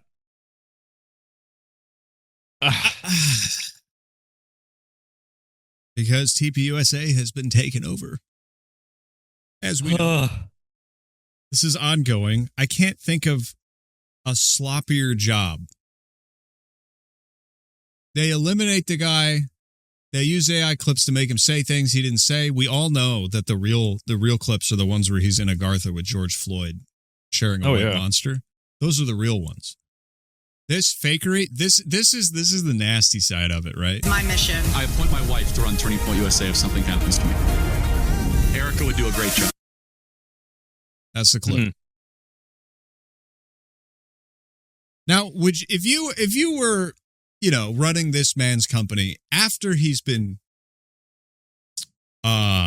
eliminated from the island, would you use AI to make him say something after he's gone? No. Would you say something happened to me, right? And the podcast ended forever. Would you try to continue the show all alone and then just like, oh, look, Aaron's back, and then play an AI clip of me? I kind of want to like plug your voice into AI and make it say stupid stuff. Not that I need to. No, that seems pretty freaking tasteless. Yeah, it's terrible to say the least. Like, oh, haha, we'll troll the trolls. No, you tried to pass this off as real. Don't jerk around with this crap. These guys are defending their paycheck. All right, let's see what the rest of this is. All right, so that's the clip. Thank you, studio, for bailing me out there. But then, so we knew that it was going to be like, oh, it's AI or it's fake or whatever this, because that's what they do. They always move the goalpost here, and that's why it's a sucker's game to even play this. But it was really fun to be able to troll the trolls, stuff it in their face, and then watch them predictably melt down when the evidence was shown. They instantly claimed, without any basis whatsoever, "Ooh, that's actually Charlie at ActCon in 2023. Look how smart they are, Adam. They trolled the trolls. This game is so cringe. Isn't it?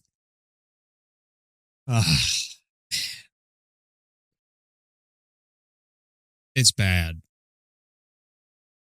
We should be above these things, right? Yeah. Well, I imagine that if Charlie Kirk is in heaven or in the afterlife or whatever, he's probably just like slamming his fists against the glass. Like Matthew McConaughey in Interstellar when he's in the Tesseract. It's like, no! Stop it, Hank! Don't let them clod me. Or hopefully, yeah, in the afterlife, he wouldn't give a crap. Obviously. No, we should 100% be above using AI to make jokes and, troll the trolls. We definitely should never, ever do that.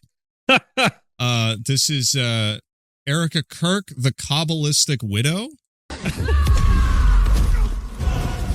See, Adam, this is just immature, right? God.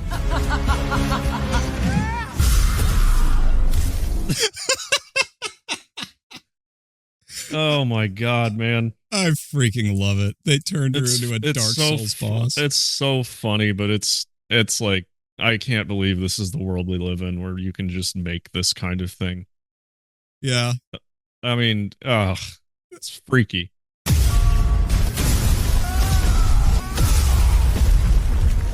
You are just a goddamn frog! I love that she's got like Hebrew on her suit with a big Star of David in the middle. There's posters of Charlie all around the room. Yeah. Oh, that's freaking hilarious. I love it. Man. I also like that you probably can't see it on the video here, but all the way at the bottom, he has his soul count, and it's 7777. Of course. Classic. Yeah, no, we would never do something like that. That's just That's just sick, you know? Yeah. I mean, you know, I think the only thing worse would be doing it to a dead person, you know? Like, it's already bad enough that this is a living woman who is suffering, clearly suffering horrendously. Yeah, all that fame and money just must be so horrible. Yeah, so the friend who was sending me Owen Benjamin clips, he also made a really funny point. He's like, I can't imagine going to a funeral and having a firework display. And I was like, what? He's like, yeah, at the funeral or the event announcing, like, around the funeral, Erika Kirk went out on stage. That's where the firework clip came from. I didn't think that was for the funeral or the eulogy or whatever. But her walking out on stage and having fireworks blow up all around her, that's going to be you. You know? Me. Yeah, I choose you, Adam, to run the Clowntown Chronicle if something ever happens to me. Aaron's not real. Aaron's an AI right now. That's a twist. What a twist. Twist. We're fake. Aaron just types in a couple prompts into ChatGPT or whatever. It makes a whole episode. Yep. And I get to enjoy my Saturday morning sitting outside on the deck and playing guitar instead of crammed in my studio listening to this bullshit. It all works out. Yeah, you know, those donations you send in, I read them by AI. I don't even try. You know, it's not like I spend every Saturday morning here recording with you, Adam. I just have a robot do it. Yeah. You know, the real Adam is sitting outside on the deck playing the guitar as we speak. Yeah, and he's really good at the theme from Stardew Valley now. But the only problem is he doesn't know about Erika Kirk, the Elden Ring boss. Well, you know, there's only so much you can train these bots on, right? There's limitations, all that stuff. So of course, have you ever put your voice into an AI and like had it make clips? Oh God, no. Because I remember Adam Curry did that when AI was just becoming a thing. Yeah, he made like fake John C. Dvorak clips, and they didn't sound very good. But nowadays, I bet it'd be like unmistakable. I don't know. We'd have close to flawless. It'd be better. It'd definitely be better because he tried to introduce the show with an AI intro.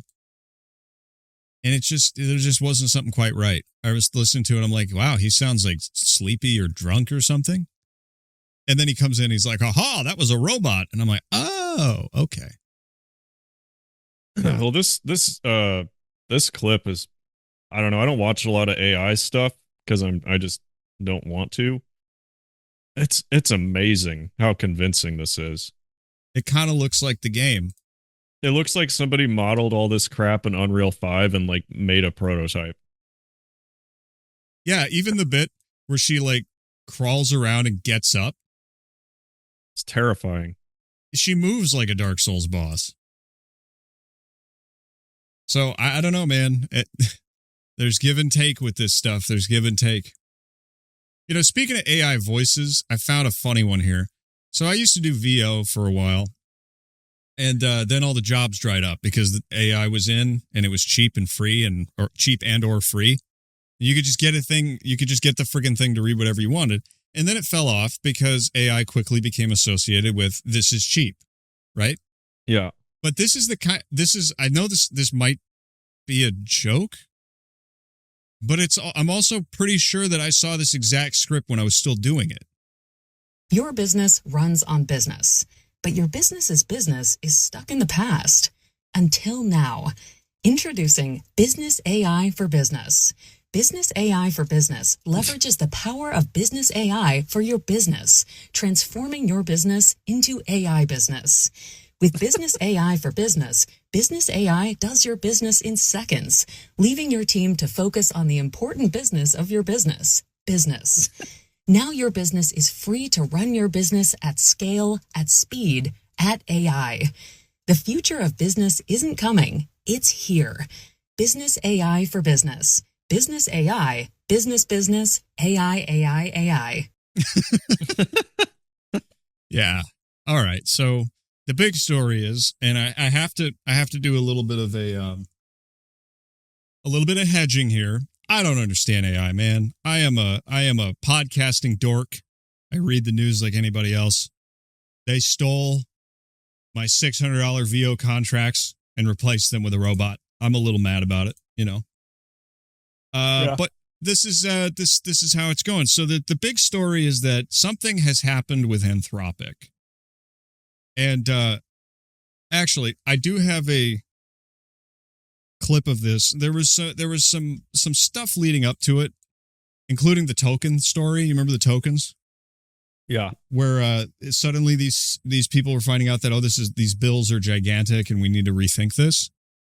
This is just a sketch of this. CEO finds out tokens cost money. Why did I get a $700K API bill from OpenAI? API? You mean like an API bill? Yeah, whatever it is. Okay, that's all the tokens you've been having us spend. What do you mean? Tokens cost money. Yeah, I know tokens cost money, but why do they cost more than you? AI is expensive. Did you not know that when you put me on a token improvement plan? Can we just please tone it down a bit? All that I'm using AI for now is just coding. Well, why don't you write code a little bit manually too? Maybe you want me to write code manually now? We're spending $700K on tokens, okay? What is your salary? $150K? I'm just saying if we want to reduce the bill, we can get rid of the AI agent that motivates other people's AI agents. How about that? No, I like that. I like that one, actually. Yeah, I'm sure you do. No, of course, yeah, that makes sense. I don't want any more API bills coming my way. Why did I get API bills? I mean, No Agenda did predict that. What's that?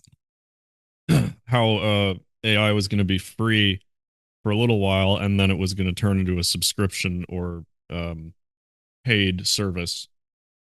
Right, of course. It has They're gonna get people like addicted to it and dependent on it, and then they're gonna charge you for it. So the story is that the US government has banned Indians from let me see if I can find this article here. Miss Producer sent it to me helpfully. So India Today explained why US government banned Indians. Okay. So the model is Fable. And let me tell you how dumb I am, right? When I saw the first things going around about Fable, I thought they were talking about the game. Mm-hmm. Because the first time I saw somebody using Fable, the AI, for anything, was creating a game that looked like Fable the game. It was like a 3D forest environment or something like that. Explained why the U.S. government banned Indians and all foreigners from using Anthropic, Claude, Fable 5, and Mythos. The U.S. government has ordered Anthropic to suspend access to its newest and most powerful AI models, Claude, Fable 5, and Mythos 5, for all foreign nationals, including Indians. Well, yes, naturally, India Today, that would include you. The order has forced Anthropic to abruptly disable the models worldwide. According to the company, the move is linked to national security concerns raised by U.S. authorities. However, Anthropic says the evidence it was shown does not justify such a broad restriction. Even so, the company says it had no choice but to comply with the government directive while it works to get access restored. The ban on Mythos 5 and Fable 5 is raising eyebrows around the world, as the decision marks a major shift in how governments regulate artificial intelligence. Until now, restrictions have largely focused on the chips and hardware used to build and run AI systems. However, this is the first time that a government has restricted access to the AI software itself. So what happened? In the officially released public statement, Anthropic revealed it has received an export control directive from the U.S. government on June 12th, ordering it to suspend access to Fable 5 and Mythos 5 for all foreign nationals. The restriction applies whether a person is inside or outside the United States, and even covers foreign national Anthropic employees. As a result, Indians and other non-U.S. citizens can no longer access the two models. Anthropic said the scope of the directive left it with little choice but to disable the models entirely while it works with authorities to resolve the issue. I wonder why. So here's the answer. Why did the U.S. government ban foreigners from using Claude, Fable 5, and Mythos 5?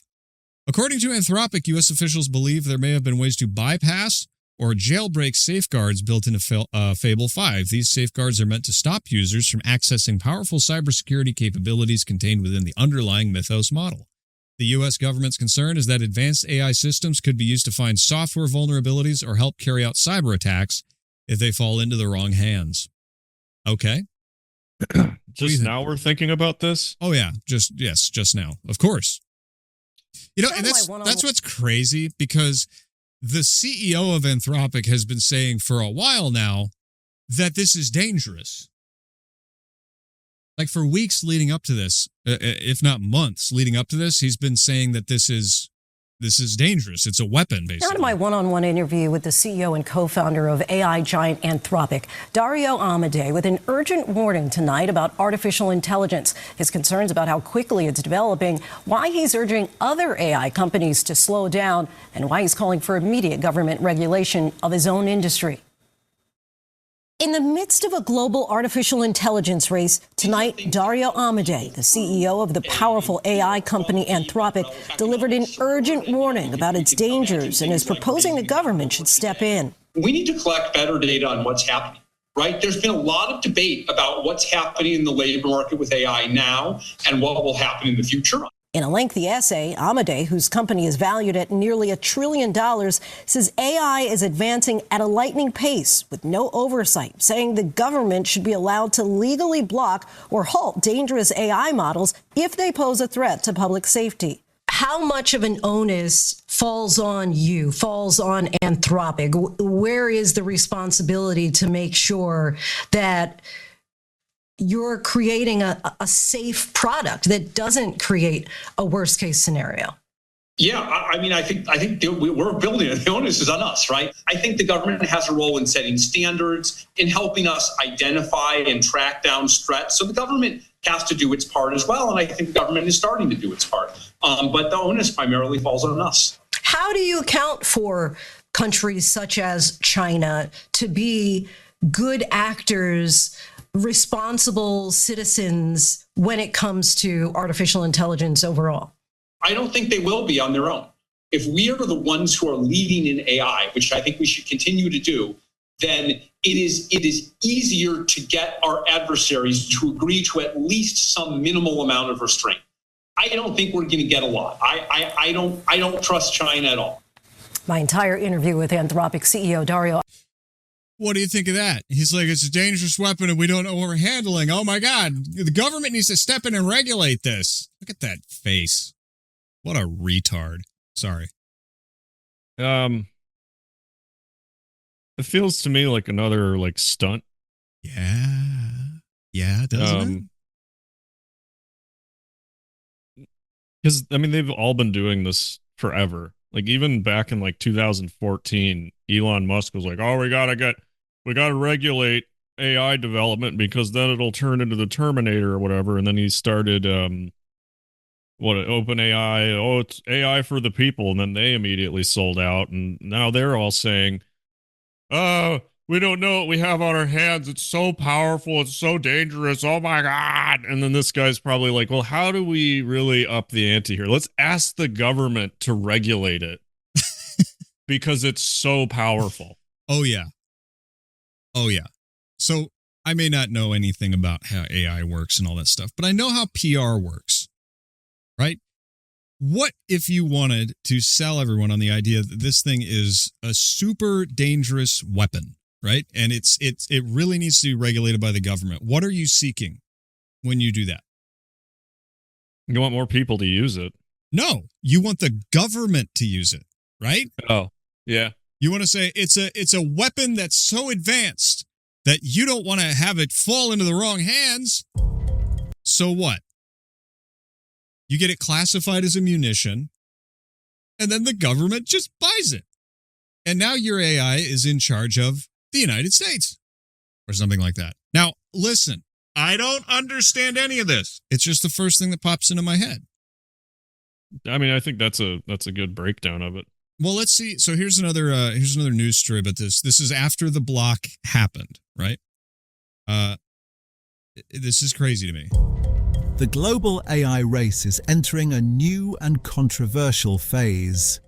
Anthropic, one of the world's leading artificial intelligence companies, says it will abruptly disable its most advanced AI models for all foreign users, after a direct order from the US government citing national security concerns.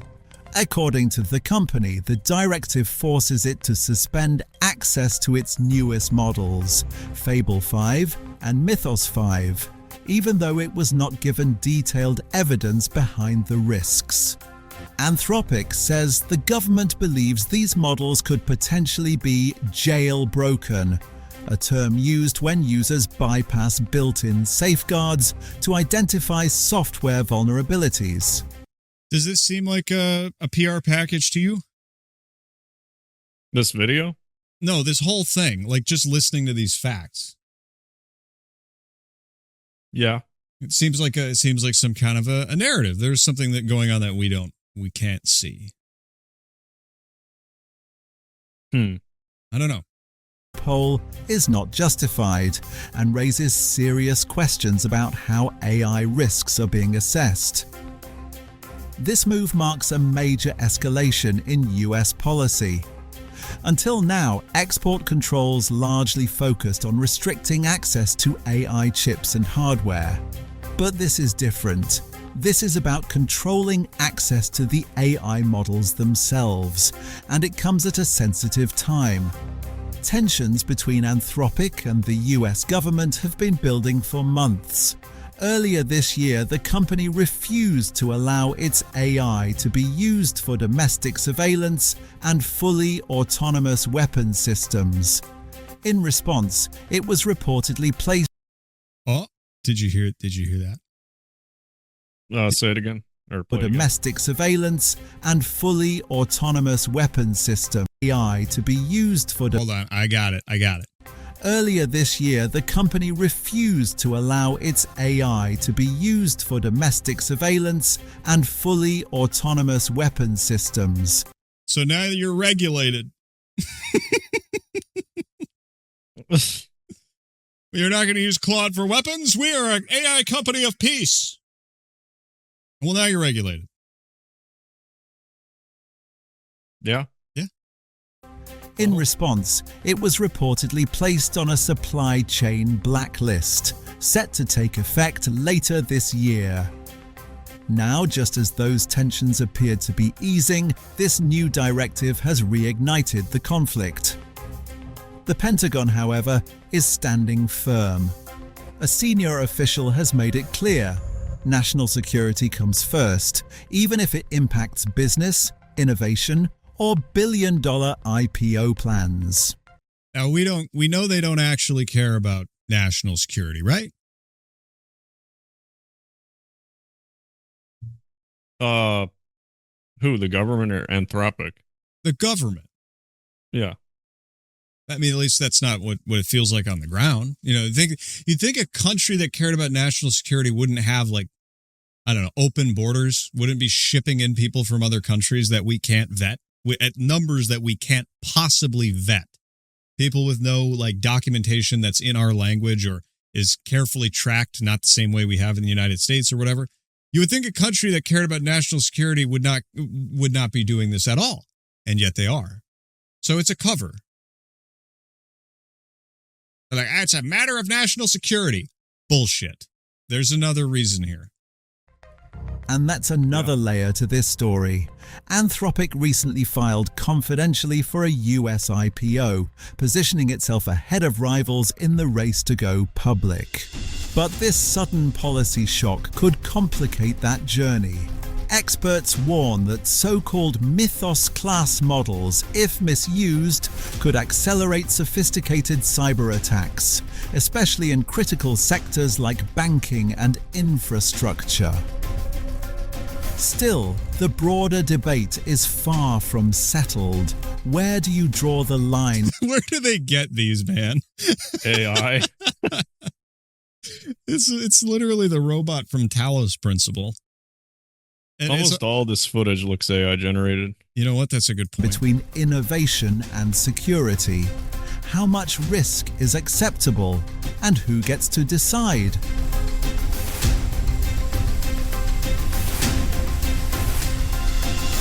It's a shot across the bow. Right? Sure. It's like don't fool around with us. You know? Yeah. I don't know. Maybe we should go back to the article for a little bit. U.S. government versus Anthropic. The order against Anthropic comes after months of growing tension between the company and parts of the Trump administration. Earlier this year, Anthropic reportedly refused to allow its AI to be used for domestic surveillance. Yeah, exactly. like, what did you expect making a deal with the government? Right. Well, it's like Anthropic, right? They're like the Pentagon's AI system, right? Yeah. What did you expect them to use your AI for peace and for saving polar bears? Yeah. Like, you knew this was happening. You knew they were going to use your shit to make weapons. Mm-hmm. Like, there's no freaking way you couldn't see that coming.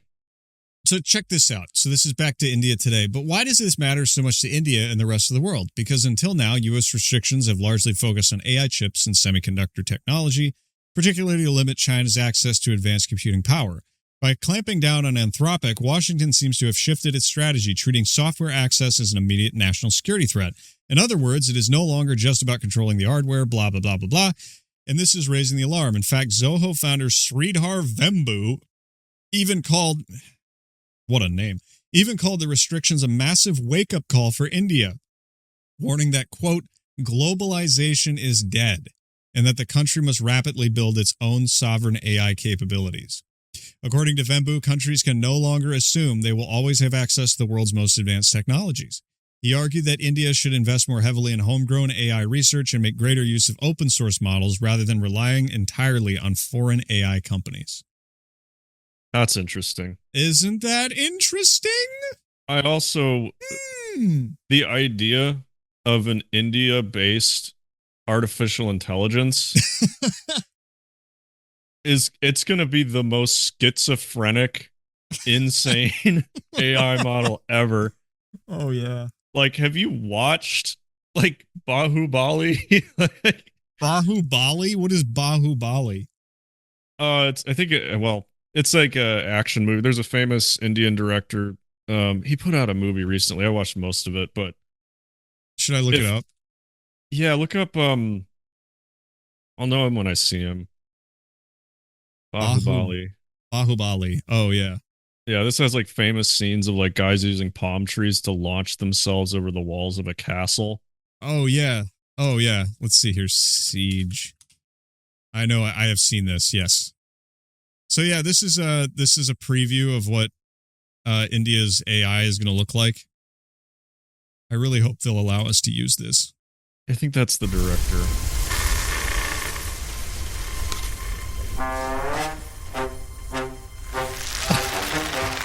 Amazing. Yes.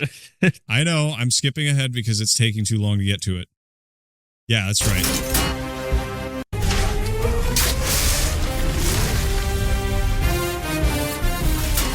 Here it comes, the Claude replacement force.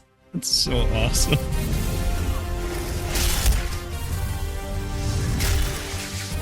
Wow.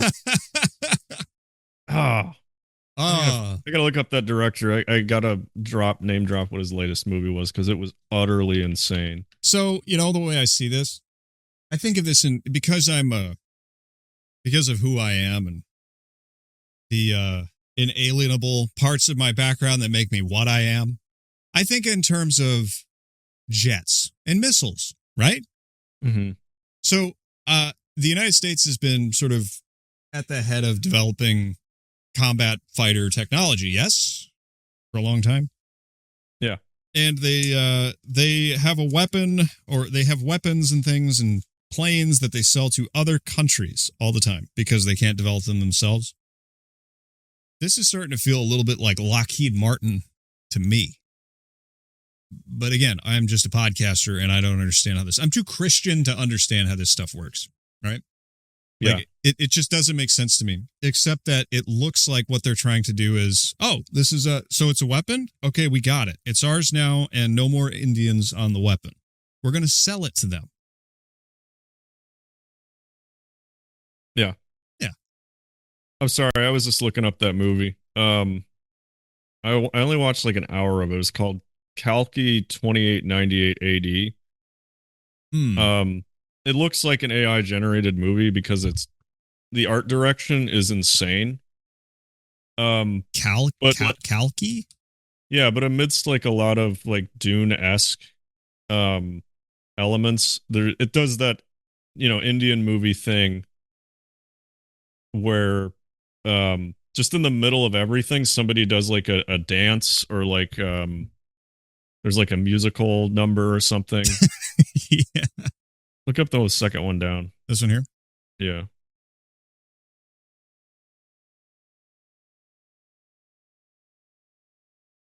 Is this muted? I think this is it. This is not muted. Oh, there it is. ఈ world లో చివరి నగరం కాశీ పైన నీళ్లుంటాయంట భూమిని మొత్తం పీల్చేస్తే Oh my gosh. I think this is the same movie. It doesn't matter. I'm just changing the subject. What? Oh yeah, that's the movie. Why? How do you know? The girl? No, the guy throwing his trench coat off. I remember that scene. It was like a really good fight scene with like a autonomous car or something, and then it like turned into like like a play or something. It was so strange. Yeah, well, you're right. It is going to be. But I mean, like, look at how schizophrenic the visuals are in this, and I'm just thinking about an Indian-based AI model. It's just going to be so chaotic. What the hell was that? He's got like 2 mini-me's? Hang on a second. We can't just let that slide. Show me again. What? There, right there. What is going on here? Oh, I think they're just standing gosh. behind him, like in that classic like Hindu dance where they all wave their arms around.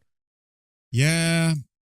Anyway, so this is weird, but yeah, they've cut off all of India from their secondary income sources. That kind of sucks. All right, we're at a time. Do you want to see a couple funny ones? Yeah, I feel like we need to tie it together here because I just kind of unhinged us for a minute there. Yeah, you did. Way to go, Adam. Sorry. Way to go. It's fine. Here's Alex Jones calling Ben Shapiro a beady eyed rat. Yeah, Ben Shapiro saying Tucker is a Muslim agent. No evidence. Saying I'm on some foreign payroll. Bull crap, buddy. You're the one on the Israeli payroll.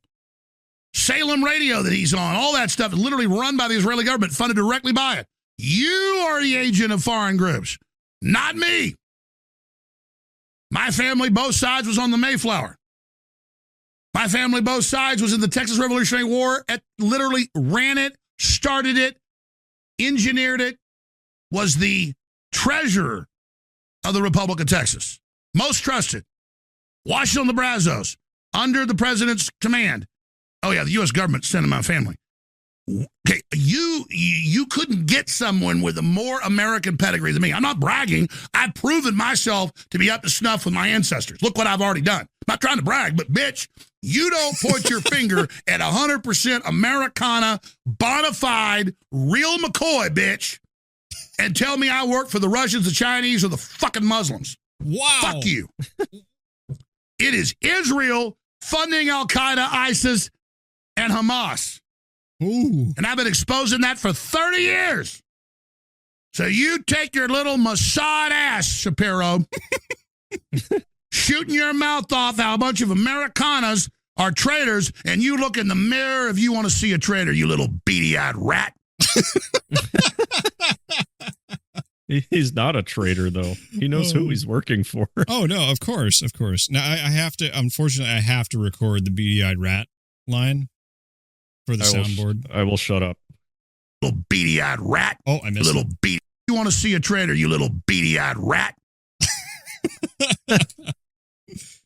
Good stuff. All right, one last one. Because sometimes the Indians do something funny. This is about corporate lingo. Just for you. Going back into work, like everyone is, because this will be coming out Monday morning. Just remember, you don't need to use corporate lingo. For the love of God, you are the change. Be the change you want to see in the world. Stop using this. I know I said call out earlier on the stream, and we'll circle back and synergize a way to not do that anymore. I'm aligned. Fuck your corporate jargon. Stop talking in buzzwords and say what you fucking mean. Saying words like circle back, leverage, and synergy does not make you smart. They make you sound like a possessed PowerPoint presentation. Fancy corporate words are only for people who have no idea what the fuck they are doing and want to avoid responsibility. You are not dropping the ball. You are not reprioritizing actionables. You are fucking up. Say it like it is. There is no need to touch base offline. We can simply talk like normal fucking people. So fuck your need to move the needle and take your frameworks, your end-to-end scalables and low-hanging fruit and shove it up your ass. Learn to speak like a human or shut the fuck up. Could you send me that? Oh, I'd gladly send that to you. Oh, man. I have several people I want to show that to. That was a good one. Okay, so we ended on Indians. God bless them. Yeah, God bless them.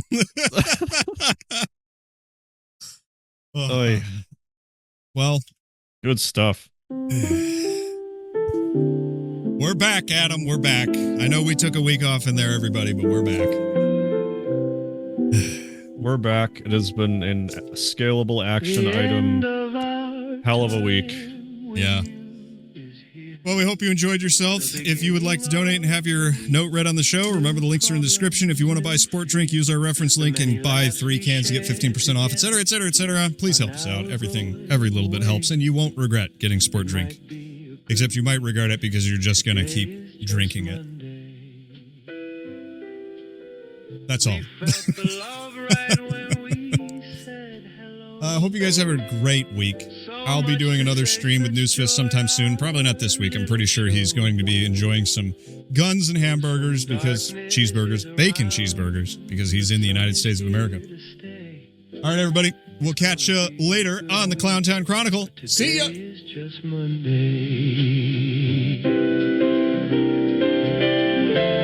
all look fantastic, by the way. As long as we're around, the clowns have packed up their cars and they're all turned around. For now we must be on our way till our meeting next far away. Nice to talk with you, we'll miss you, but we'll see you next Monday. The Goyim have gone insane.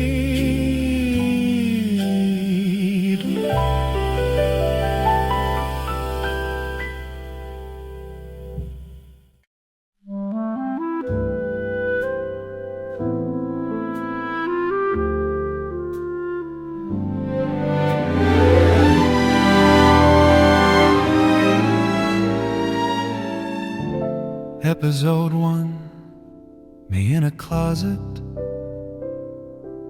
talking to a houseplant, 'cause it's all I've got. Mic on a shoebox, chair from the curb. I say roll the ad, but they ain't English word. If we had no donors, no patrons at all, we'd mime the episodes on a strip mall wall. Every soundboard effect is just a dial-up tone, and the credits just say made by me all alone. So here's to the legends who keep this thing strange. You upgraded our closet to a room and some chains, 'cause life's pretty grim in the bargain bin zone. But with you weird heroes, we are slightly less